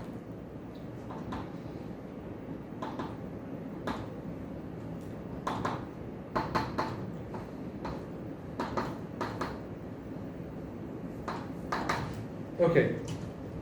So we've tried strong and strong. We saw that strong and strong, nothing happens. We saw that strong, so weak and strong, the pH is slightly affected depending on what thing is the weak thing. Whether the acid's the weak thing or the base is the weak thing. Now, we have one case left, and that's weak along with weak. Right? Let's look at that example. Okay. What's this? Oh, that's Lewis' theory. We don't care about that anymore. Wait, the first one was strong plus strong. And then The first one, HCl plus NaOH, are both strong. The second case, CH3COH plus NaOH, are one is weak. The acid's weak. The base is strong. So if it was a weak base instead of a weak acid, the product would be slightly acidic, right? Yes, because then remember this produces a conjugate base that is weak. If this was weak, this would produce a conjugate acid that was weak, and then the conjugate acid produces H pluses, and then it would be slightly acidic. Okay, but now let's look at the case where both of them are weak. So in this case, both of them will produce things that will slightly contribute to pH. Do you agree? Right? Does that make sense? If both things are weak. So we'll do CH3COH plus NH3. I think NH3 is weak. You're going to get back NH4 plus CH3COO minus. Do you agree? Now all we have to do is, like we've always done, let's check if NH4 plus contributes to pH, and check if CH3CO minus contributes to pH. Right? Oh, Right? Uh-huh. Okay. So we check if it reacts with water, NH4 plus, because we just assume everything's in water. Okay, and this is in fact an equilibrium reaction, because what are we going to get? We're going to get NH3 back plus H3O plus. Right? Do you agree? And NH3 is a weak acid, a weak base.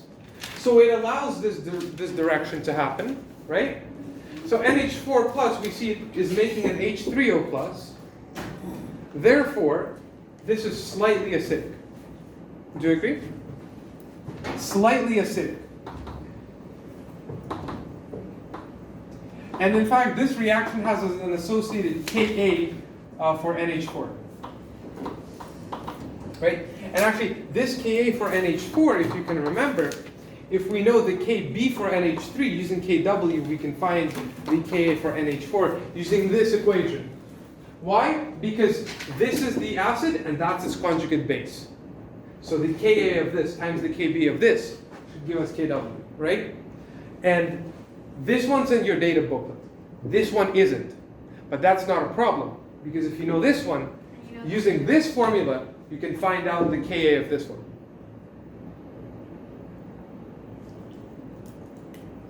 This has a Ka, this has a Kb. Remember what the K and the Kb stand for? Yes. Yes.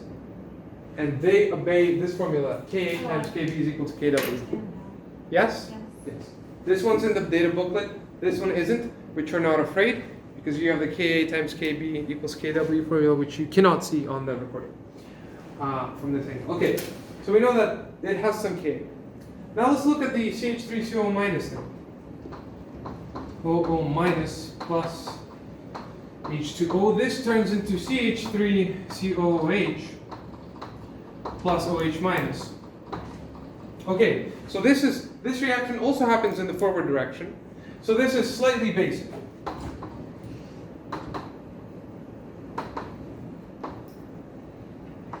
So this has a Kb. Well, that's interesting. Because now something we know, like we have a thing that increases pH and another thing decreases pH at the same time. How do we know if our end result is going to be above 7 or below 7? Ratio. Which one of these contributes more? Right? Is it us making H3O pluses? Do we make more H3O pluses or do we make more OH minuses is the question. Well, that's why we define Ka and Kb. We can compare which number is bigger, because Ka and Kb, you are kind of right in the sense that like they show how much an acid dissociates and how much a base dissociates. And the one that dissociates more is going to be the one that's going to outproduce the other one in making H pluses and OH minuses. And this is the Kb of CH3COO minus. So in this case, you're going to go into your data booklet. You're going to find out the Ka of CH3COOH. Then you're going to, using that and using the formula Ka times Kb is Kw, find the Kb of CH3COO minus, right? Because that's the thing we know contributes to pH in the after the reaction happens. So whichever one dissociates more is the one that Is the one that contributes more, yes. What? Yes. The one that you contribute to pH by either making more H pluses and increasing and like decreasing pH, or you make more H minuses, which decreases the number of H pluses you have. Right? So you either make more H pluses than the other guy makes OH minuses to decrease your pH, or this guy makes more OH minuses than this guy makes H pluses to increase your pH, right? Because we're not talking about the first, like the thing at the top. We're looking at this reaction happen, and we got these guys left. Actually, this is not an equilibrium reaction. What am I saying? This is just like this. Sorry. Wait. Well, it's kind of an equilibrium. I have a question. Yes. So the greater the Ka or Kb, the more it dissociates? Yes. Because remember, K is products over reactants. Yeah. If it's larger, then your products are more great than your reactants. Right? That makes sense. Wait, So, yes. how does Ka and Kb relate to the dissociation? By definition. Because Ka is your concentration of products at equilibrium and divided by the concentration of reactants at equilibrium. It's the ratio of what you produce to what you have left over. Oh. So if you have a greater, so in a sense you were right, I guess, about the whole like percentage. It's not quite a percentage, it's a ratio I got of that what you mixed have up. more or less of one thing than the other. Okay, so NH4 is not here, but NH3 is. NH3. Yes, NH3 is. And now NH4 is the conjugate acid of NH3. So then, because they're conjugates of each other, this formula applies. So actually, this is good. What did you get for Ka for Kb of NH3? Okay. Kb of NH3. Do you have the number? 4.75. Equals what? 4.75. 4.75. That's an interesting number. Okay. Well, then we know. Really? Yeah. Oh, is that PKB or just KB? Oh, That's PKB. PKB. My bad. PKB is negative log of that. Oh. But actually, if you look at this formula, can we see that formula? Sure. If you look at this formula, if you take log of that, if you take negative log of this, you would get that pKa plus pKb is equal to pKw. Right? So now we can do that. And you said that pKb NH3. So what do we get? We get pKb NH3 Okay. plus pKa of NH4 plus is can't see what I'm writing here. pKb of NH4 plus gives us pKw, and pKw is 14. So we'll just write 14. And you said pKb of NH3 was what? 4.75. 4.75. Wow. Plus pKa of NH4 plus equals to 14, and then we can figure out what this number is now. Oh my god. And then we then want to compare it to the pKa of NH4 plus, right? To see does the we want to compare it to the pKb of CH3CO minus because we want to see does this dissociate more than this. If this dissociates more, then it produces more H pluses, and then overall we're acidic. If this dissociates more, then we're producing overall more OH minuses than H pluses, and we're overall more basic. Oh. Okay. Now, hold up. I'm gonna briefly pause again. So, okay. Yeah. Now ask questions. Wait, can you ask the question? Go ahead. Oh. So for the second one, we have to do the same thing because we don't have CH3CO. Yeah. Simply because you don't have a value for this, We don't. you only have a value for And this. for the second one too. Yes, because you don't have a value for this, you have a value for this. Okay. But it's not an issue that you don't have a value for this, because you can find out. Yeah. Because this is a conjugate acid of this base. Mhm. Okay. Yes. Okay, wait. My brain's gonna die. My brain is. I know this is a lot. Okay, so in the first example, Yes. H2O is a base. In the first example, H2O. Here, H2O is a base. Okay. So Yes. the And reason here, why H2O is an it's slightly acid. acidic is because that This reaction because it- does in fact occur. So it is an equilibrium reaction. So This is an- therefore yes, it is slightly acidic. It makes H pluses. Okay. Because it makes H pluses, it's slightly acidic. Okay. But then at the same time as this thing is happening in your The beaker, other one. the other one's also happening. So you gotta see which one happens more to see what the overall effect is. We have a question. Yes. That one? Yeah. Which one was a strong base? Was it NaOH is a strong base. This is a Oh. weak acid, Oh, right? okay. And as you can see, actually, the thing left over from the strong acid, which was the Na plus, this didn't contribute to pH because the strong base doesn't let Na plus convert back into itself. But then the stuff left over from the strong acid, which was the conjugate base, did contribute to pH because it's an equilibrium reaction. Oh. Because it has a measurable Kb. We can actually measure that Kb. We can see that some of this is being produced, some of this is being produced at the same time. All right. Now on to the whole point of why any of this exists. No. Actually, wait, no. We're gonna do a small math aside. Another math aside. It's not really a math aside. It's Sidebar. just a small bit. I can erase this, right? Actually, no, I can erase that. Oh, he said I can go whenever. Okay. Well, in that case, I think I'm gonna. Last one. all right. Now, tiny math aside. Well, kind of.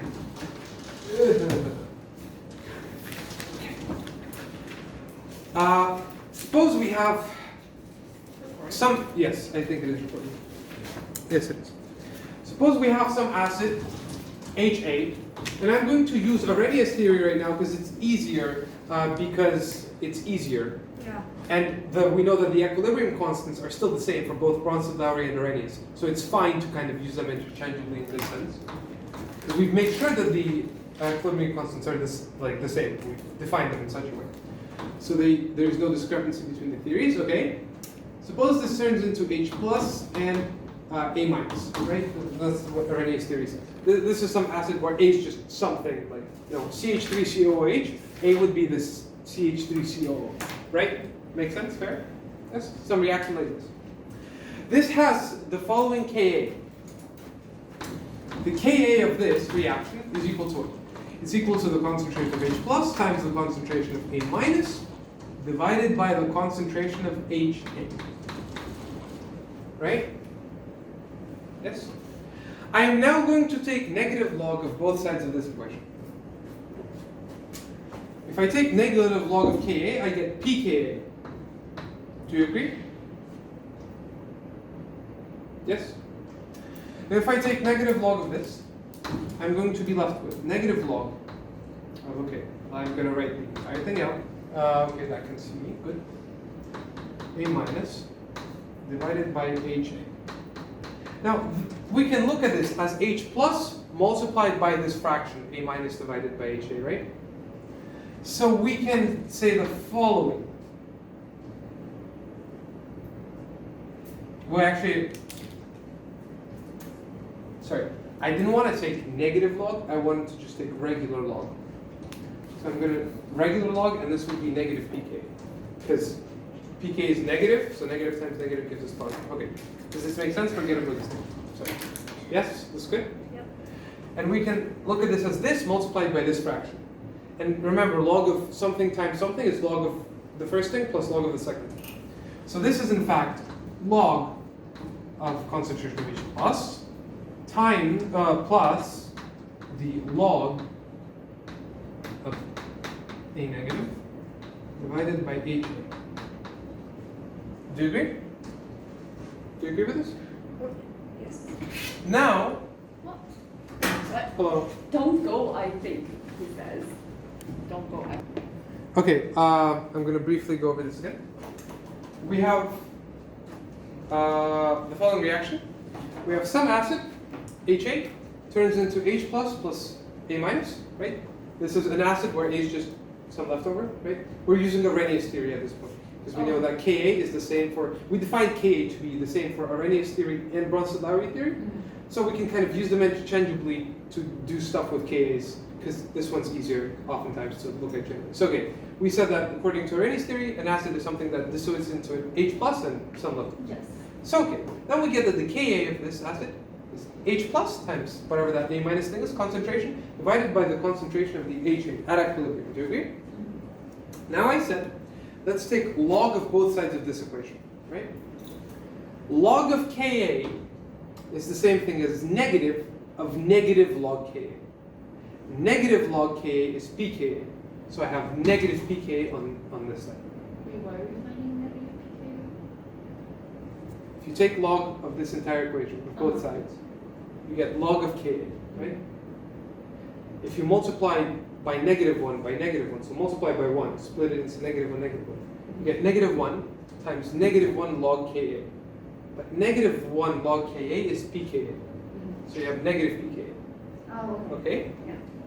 And then we just take regular log of this thing, right? But I can actually write this, actually I will write this in the following fashion, as H plus times the fraction A minus, concentration of A minus divided by the concentration of HA, right? So we can look at it as this thing multiplied by this thing, right? Do you agree with this? Yes. Tell me when you're good with writing.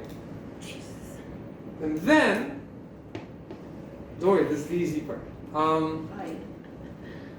Okay.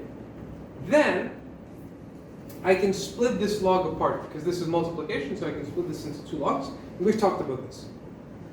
Right? And we get this. Now, I can move this to this side, move this to that side, right? I'll have negative log of H plus is equal to pKa plus log of A minus divided by the concentration of H. Do you agree? Oh, yes. Can someone tell me what we call negative log of H plus? pH. We're doing great. So we get that P, when our thing is at equilibrium, we get that pH is equal to pKa plus the log of A minus divided by H. Now this form, why is this form so useful? It's useful in the following sense. pKa of an acid is a constant. Right? It's the equilibrium constant. It's constant for an acid at a given temperature. What is pH? pH is something that we can measure directly. We can directly measure pH, right? And we can kind of figure this out as well. Well, this is called the Henderson-Hasselbalch formula, and you're going to see why it's useful in just a second. Because I find it difficult. Like, our goal is we want to measure pH to find our pKa somehow, and this relates pH and pKa. Is why this is so cool. Is my point. This relates pH and pKa in our. Okay. Okay. So.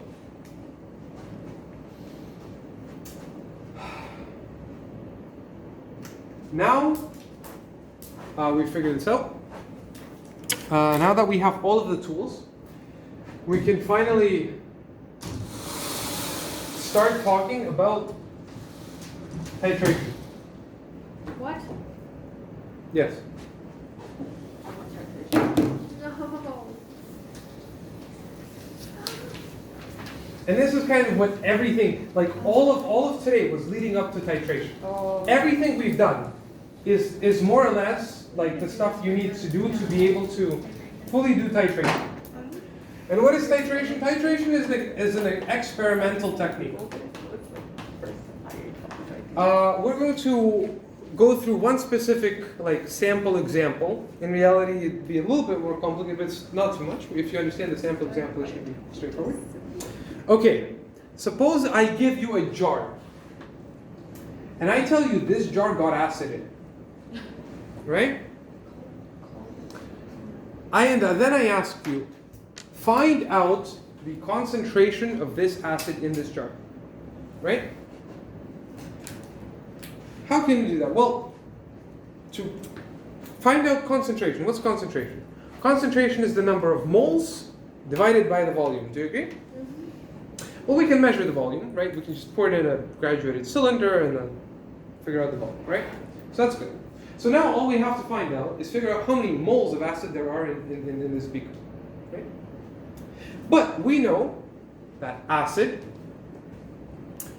reacts with a base and it produces something that either doesn't contribute to pH at all or it contributes to pH very little, right? So we can take this acid and keep adding little drops of base and keep measuring pH until we see that the pH is now essentially neutral pH. And by that point, we'll know that we've added enough base, the concentration of which that we know, to react all of the acid in there.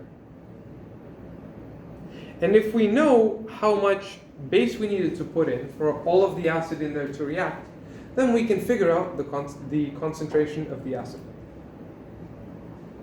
I'll give you an example. Suppose this is a beaker with 3 moles per liter HCl. Okay? and this is a beaker with, say, 1 liter, just for 1 liter of 3 moles per liter HCl, just for sake of simplicity, right? But you don't know this. You don't know that this is 3 moles per liter. You know that the beaker is 1 liter, but you don't know that this is 3 moles per liter. Okay? Now, you're going to find out how many moles you actually have in here. You're going to take NaOH. You're gonna set this beaker up, and you're gonna have a pipette here. If you guys have seen this, right? Grace's titration thing. And it's going to be filled with NaOH. And you're going to add drop by drop. And say this NaOH has a concentration of 1 mole per liter. That's a really good pipette. Thank you. Sorry, Cass. I know. No, it's not. It actually looks like it's like dropping in. Cool. Oh, yeah, that was an accident. Oh. And you have NaOH, and the concentration of your NaOH is 1 mole per liter, right? So the question is, how much NaOH do I need to drop in there to neutralize all of the moles of HCl in the sample? This is 1 mole per liter. This is 3 moles per liter. This is a 1 liter beaker. There's how many moles of HCl are in here? 3 moles. 3 moles. So I need to add enough NaOH to react with 3 moles of HCl. How much NaOH do I need to add into there? 3 liters. 3 liters. Now suppose you didn't know that this is 3 moles per liter HCl, and you just kept adding NaOH drop by drop and measuring the pH after each drop. And then at some point you realized, hey, I got to about pH 7. And you noticed, hey, that's about 3 liters. 3 liters. 3 liters. I gave you an unrealistically large example because it has easy numbers. Okay. Do you want to start dividing by halves and things? I'm not going to do that for you. So you pipetted drop by drop 3 liters of NaOH. It has been 5 days, and you have yet to eat or sleep. But you do have to finish this lab report, so you're not going to eat or sleep. Yeah. How many more minutes? So, I think we'll be done in like 2025. I hope, if I'm smart enough. Oh my gosh. What was I saying? Right. So, you can technically, if you keep measuring pH and notice it's getting to around 7, and you mark down when it's getting to around 7, then you can actually figure out the back how many moles of HCl you had in here based on the concentration of NaOH. You know what the concentration of NaOH, because you brought it, right? You brought this yourself. This is what some guy gave you on the street. You got no clue what's in here, but you definitely know what you're putting in there. So once you see that the pH is about 7, then you'll know, aha, there must have been 3 moles of acid in there because I just added 3 liters of NaOH.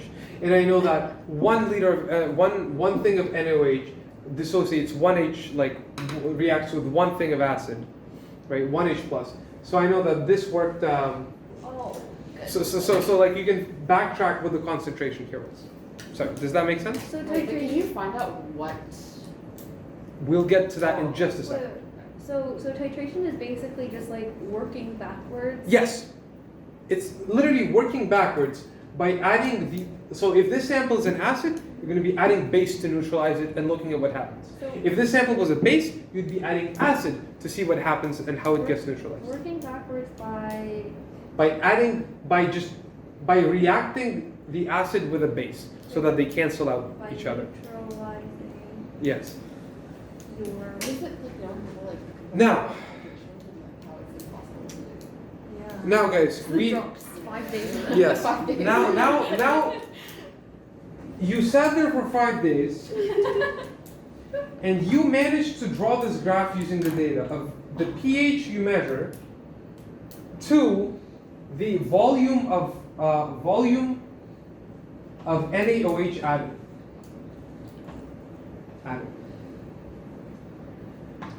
And I'm now going to just kind of more or less just tell you how these graphs look like. And I'm going to tell you when our sample, so I think this is called it's like there's words for like titrant and some other word. So this is the sample, this is the thing you're titrating with.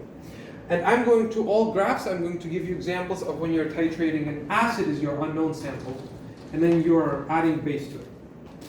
You would, the idea of when the base is an unknown sample, it's going to be the similar, it's going to be a similar idea, but your pH isn't going to start low, it's going to start high and go down if you're going from base to acid. And if you're going from acid to base, your pH starts low and then goes up as you add more base. Does that make sense? Okay. So this is the volume of NaOH I'm adding, and this is the pH. So suppose we start at some like initial pH, right, of our acid. Then there's the following issue that we could have. We could be titrating a strong base with a strong acid with a strong base. We could be titrating a weak acid with a strong base. And we could be titrating a weak acid with a weak base, or a strong acid with a weak base.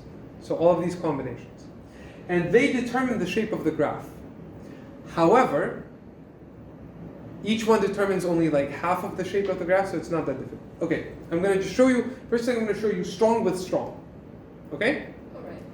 Strong with strong is, it's like kind of flat, and all of a sudden it goes very sharp, and then it's like kind of flat and levels off as well. Kind of like this. Maybe like a little bit more, but more or less flat. This is strong acid with strong base. Why? Because you keep adding a little bit, it fully dissociates, keep adding it a little bit, it fully dissociates, none of it's replenished. And then once you get to around here, when it goes haywire, what does it mean when it goes haywire? Remember that log? This is a logarithmic scale, right? Volume of NaOH adds the same amount of moles of NaOH each time, right? But here we have a lot of H pluses. So adding a little bit of NaOH doesn't change the order of magnitude of your H plus concentration by too much, right? So like I add like 0.1 moles of NaOH, right? But my concentration was like 10 H pluses, right? 10 minus 0.1, that's very little difference, right? But then if I'm at like 0.2 minus 0.1, that's in terms of order of magnitude, that's a very large difference. That's why it's like slow, slow, slow, and all of a sudden it goes really fast, and then slow, slow, slow. Does that kind of make sense? Because this is not measuring the number itself, this is measuring the like 10 to the power, what that number is, right? So like 100 minus 1, that's a very small change in terms of powers. That's still approximately 10 to the 2, right? But 2 minus 1, that is, in terms of powers, that's a very big difference, right? Even though you've technically added the same minus 1. Does it make sense why this graph is like shallow, then goes up, and then is shallow again? More or less. Yes? No? Okay. Now I'm going to show what it would be if you had a weak acid with a strong base. A weak acid would start off here, and then it would kind of like go up a little bit. Then it's going to go up straight sharp, and then since it's a strong base, then it's going to be like flat. Okay? Now why is this like going up a little bit? Well, because remember, what does a weak acid do? A weak acid, we've reacted some of it, right? Say we reacted some of it. But it's in equilibrium. Since we reacted some of the weak acid, right, then whatever it dissociated into, like reacts back to undo the equilibrium shift, right? So it kind of like keeps replenishing itself slowly, and then of course you still have this bend. And then this is straight. Was this a weak base? This is weak acid with strong base. Thank you. I should actually write that. Yeah, weak acid with strong base. Okay, and this is the graph that we care more about. And now you've managed to gain this graph for experimental data. Let's analyze the heck out of this graph. Okay, this is pH, this is volume of NaOH atom. First of all, I said that we know that we've reacted everything with everything when we're around pH 7, right? Around. There is an experimental technique which I can't explain to you why it works. It just does. Hello? Right away. Okay, cool. Scared me. What time is it? Okay. To find out the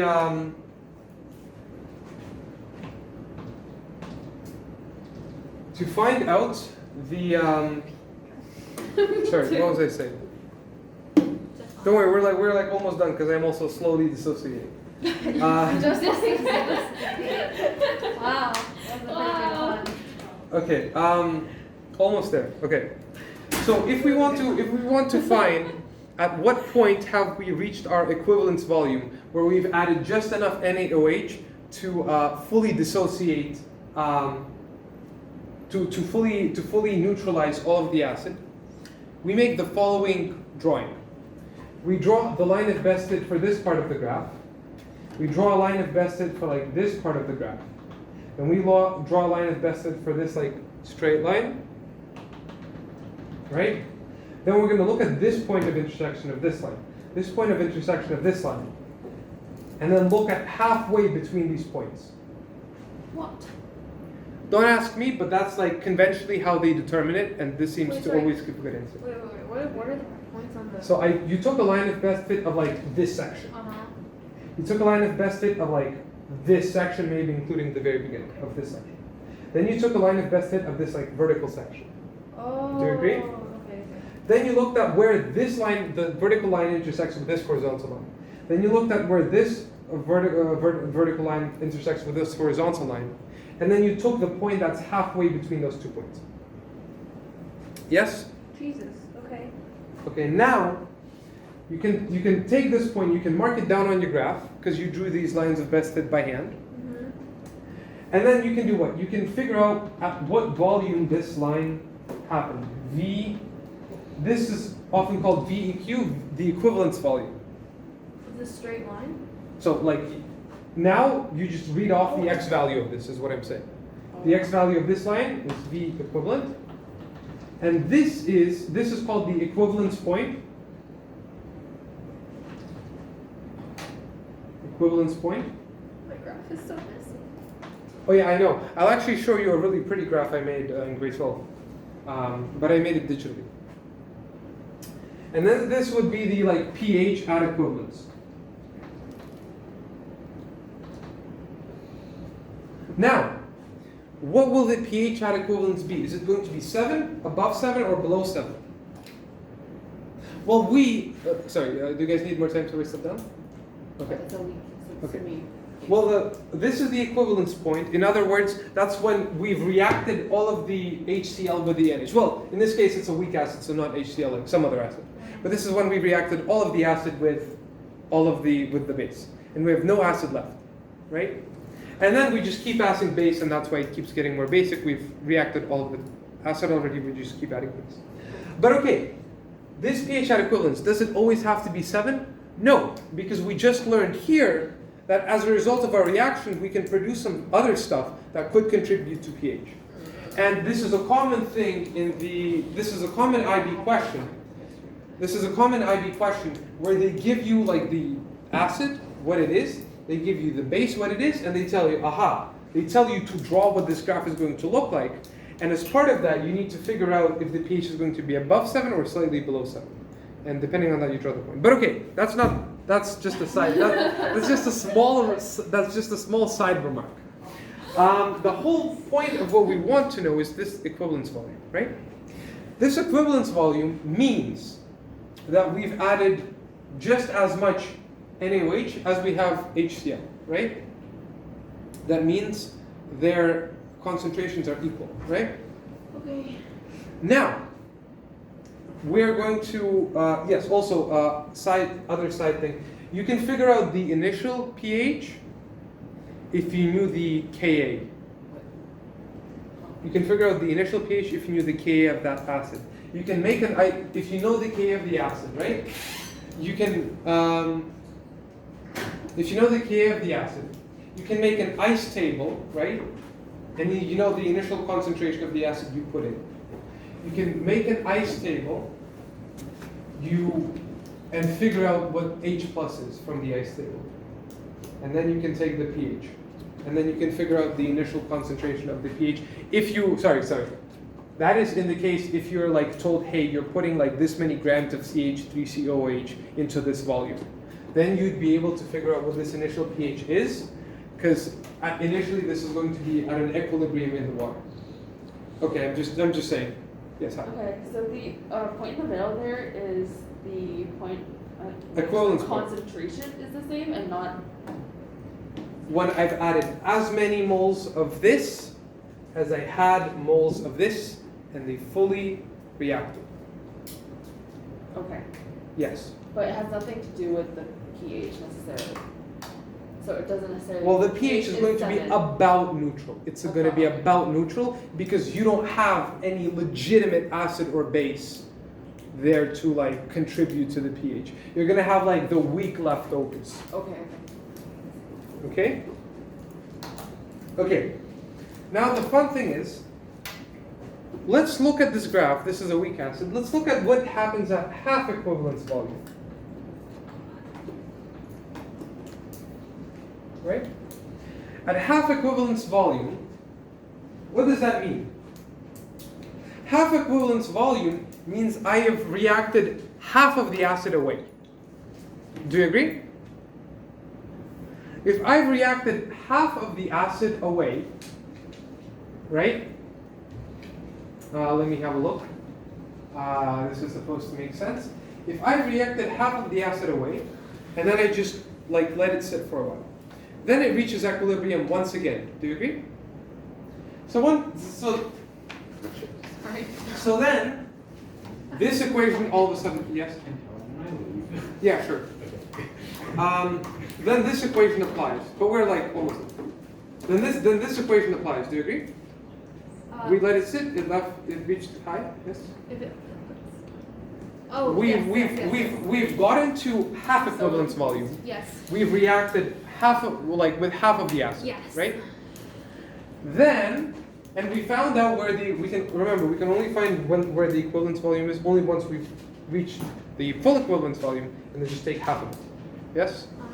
Because we have an experimental technique to figure out where this point is. Yes. And then once we figured out where equivalence volume is, we can just half of that's half equivalence volume. Do you agree? Yes. Okay. And now we can figure out what this point is here. Based on our half equivalence volume, we can figure out this point on the graph. Wait, it will just eventually go to equilibrium if we just let it sit? Yes, if you add half of the equivalence volume, let it be for a while, it's going to go to equilibrium. That's how everything works. That's how all equilibrium reactions work. Okay. You let them be, they'll just go to equilibrium. Okay. And in this case, you have multiple reactions. You have this going to equilibrium, you have the water going to its own equilibrium, and I don't know, but the base is strong. The base doesn't have equilibrium. Base is just okay. Anyways, but we know that this reached its own equilibrium. Everything's going to reach its own equilibrium somehow, Okay. altogether. But you know this reaches its equilibrium here like this. Okay. Well, we measured the pH. We don't know the pKa because it's a supposedly unknown sample, Okay. right? But what about this? Can we figure out this ratio? Well, let's think about it. If I reacted,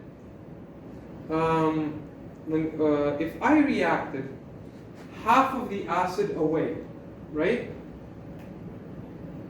Let me think of this. If I reacted half of the acid away, I think it's a half equivalence volume, right? If I reacted half of the acid away, that means if I reacted half of the acid away, that means the other half. Where was my right? Sorry. If I do HA plus NaOH, right?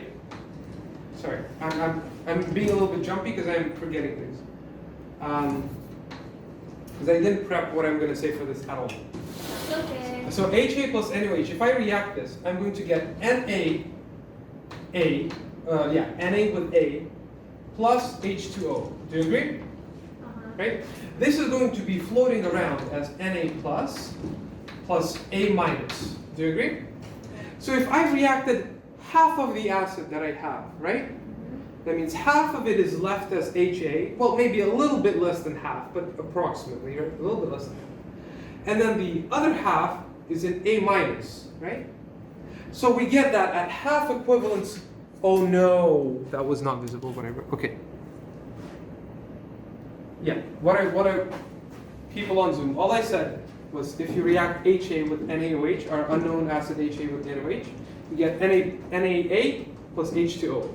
And this NaA is floating Na plus ions and A minus ions. So if we've reached half equivalence volume, and half equivalence volume means we've reacted half of the HA, right? Half of the HA. That means half of the HA is still HA, more or less. Like a little bit of it is equilibrium, but that's only a small bit. So more or less half is still HA. And then the other half has now turned into A minuses, right?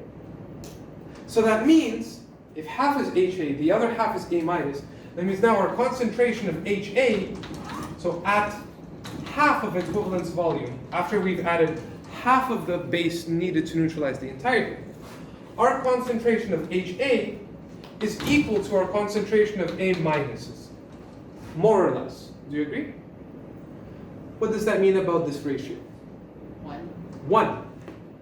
So we get that at, I'm like almost done, at half equivalence volume, using Henderson-Hasselbalch, the Henderson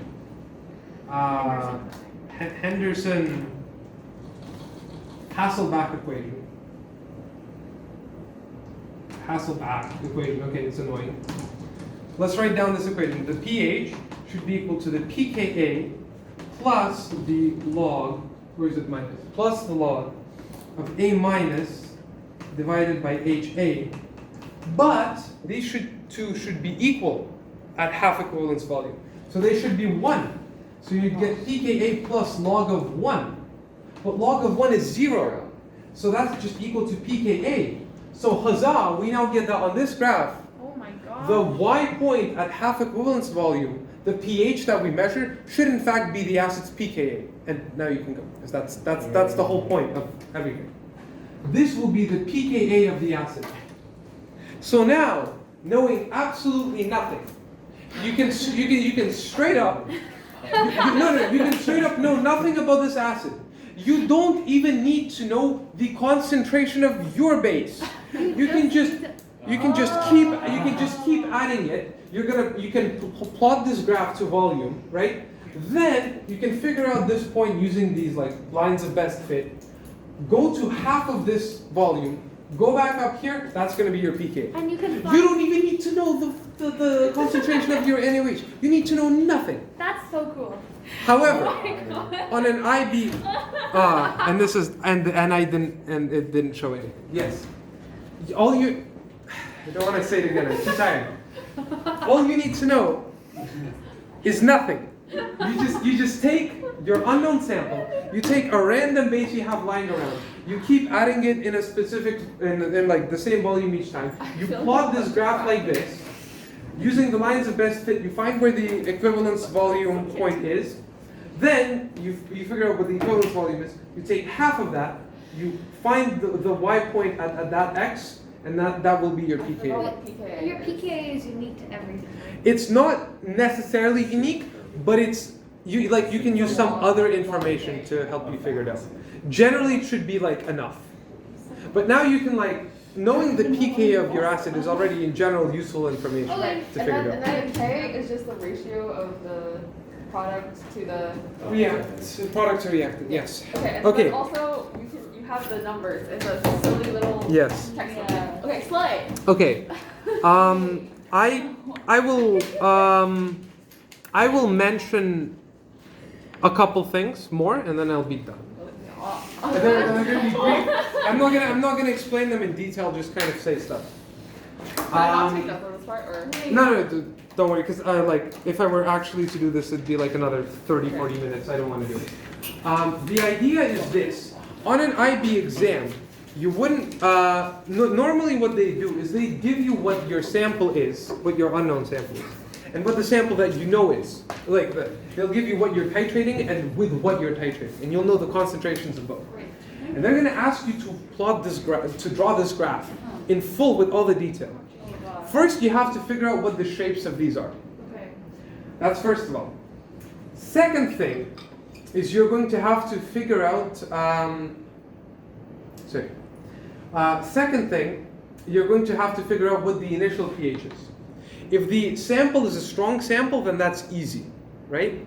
If the sample is not a strong sample, you got to do an ice table to find out the initial pH of it, to find out the like H plus or the OH minus of it. Then, you're going to have to figure out if the pH at equivalence is going to be above or below 7. That's the next step. And we've learned how to do that here by looking if the products of the reaction actually contribute to anything. Okay. Right? Then you're going to be asked to find the end pH of the reaction. Right? And the end pH of the reaction is going to be dependent on the thing that you're titrating with. Right? Because at some point you keep adding more and more base. At some point you've reacted all of the HCl, you just keep adding more and more base. Yes. And it's just going to be the pH of the base, unless it's a weak base, in which case you once again do an ice table and figure out what its pH would be if you just added so like infinitely. they will give you like what the two Yes. things are for this Yes. specific scenario. And yes, and then you'd have to figure out what the equivalence volume is, as in how much of that base do you need to add to fully react with that acid. And then you can draw this graph. Okay. That's the first thing. And then the last thing is indicators. Indicators. Indicators. Remember litmus paper and things? Yeah. Remember how that like switches color when stuff happens? Brief explanation of how that works. See this acid? Yeah. Suppose this is not colored, but this thing is colored. Okay. And as you add more like OH minuses, for example, pH decreases. Do you agree? So then this equilibrium has to shift to accommodate for that. It's going to shift this way. If you add more OHs, like if you have like a thing, like a beaker, and you put some of that in there, Okay. this is going to achieve equilibrium. Then suppose you start adding base into it with drops. Base is going to add OH minuses, which is going to decrease how many H pluses you have. This equilibrium is going to want to undo that. It's going to want to shift and go here, right? But this is colorless, this is colored. So as you keep adding base, the equilibrium is going to shift more and more to here. So there will be more color. So there's going to be more color. And the idea is, using the Henderson-Hasselbalch equation, you're going to notice that you will start seeing the color change only once you reach the pH, when the pH is around at a pKa. And why is this useful? Before in our experiment, we needed a pH meter to make exact measurements. If you only care to see if the pH is about a certain number, approaches about a certain number, then you can just get an indicator with a pKa of that number, like say a pKa of 4.7, and then you're going to see a color change at around 4.7. So it'll be more like obvious. Yeah, and that's going to be more obvious, but the pH meter is always better, but pH meters are expensive. Wait, when you make the graph, where do you Yes. put the indicator? The indicator is a separate thing. Oh. The indicator is like, if you can't use a pH meter, Okay. you can use an indicator. Wait, so if this is up here, is that an acid? Yes. So indicators are often acids or bases. Okay. So And it's just that that one, like, this is like colorless, colorless, color OU, colorless, and this is colored. Oh, okay. So this acid is like dissociating and. It's dissociating, and as you add like OHs to it, or H it's gonna pluses shift to it, towards it's going to shift to dissociating. one or the other because it's in equilibrium with like Right. itself. And then you're going to see the color, like you either have, it's either colored or it's not colored. I see. Okay. And then based on this equation, you see the like I'm not going to say how exactly, but you start seeing the color change only when it's like there's around 10 times more of these than these. That's when you start seeing the color change. And then you stop seeing the color change when it's 10 times more of these than there are these. Okay. And that's why you see that That's why you start seeing the color change at around, so like there's about as many of each other, right? So 1 over 10, 10 over 1, so centered around 1 to 1, which is 0. So you see the pH, the color change at around the pH equal to the pKa. Okay. And Whoa. that's the whole point. That's pretty cool. Yeah, and that's why you can use that instead of a pH meter, because a pH meter is an expensive piece of equipment. You got to calibrate it, so on and so forth. Here, you just dip a thing. You just dip a thing into your sample, and just keep adding base. And once you see that the color changed, you're like, we reached pH equal to that number that I know for this acid. And then you're like, okay, that's great. It's completely unrelated. It's from the beginning of the lesson, so we can end. Yeah. What's the solubility equilibrium? Okay, that's the one thing I didn't want to talk about.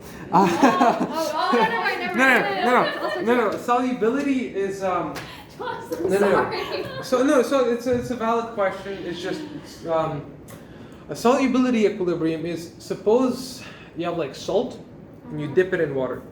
Some of that salt is going to dissolve and become aqueous, so it's going to be Na plus ions and Cl minus ions. But some of that will just stay as chunks of salt.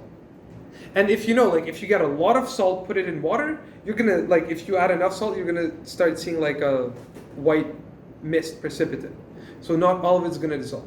And the idea is that actually is an equilibrium reaction where some of the solid salt is dissolving and some of the dissolved salt is turning back into solid. Oh. And the idea is at some point it's going to, like if you just let it be, it's going to reach an equilibrium position. Okay. And there are actually equilibrium solubility constants. And it in reality works like the exact same way as normal equilibrium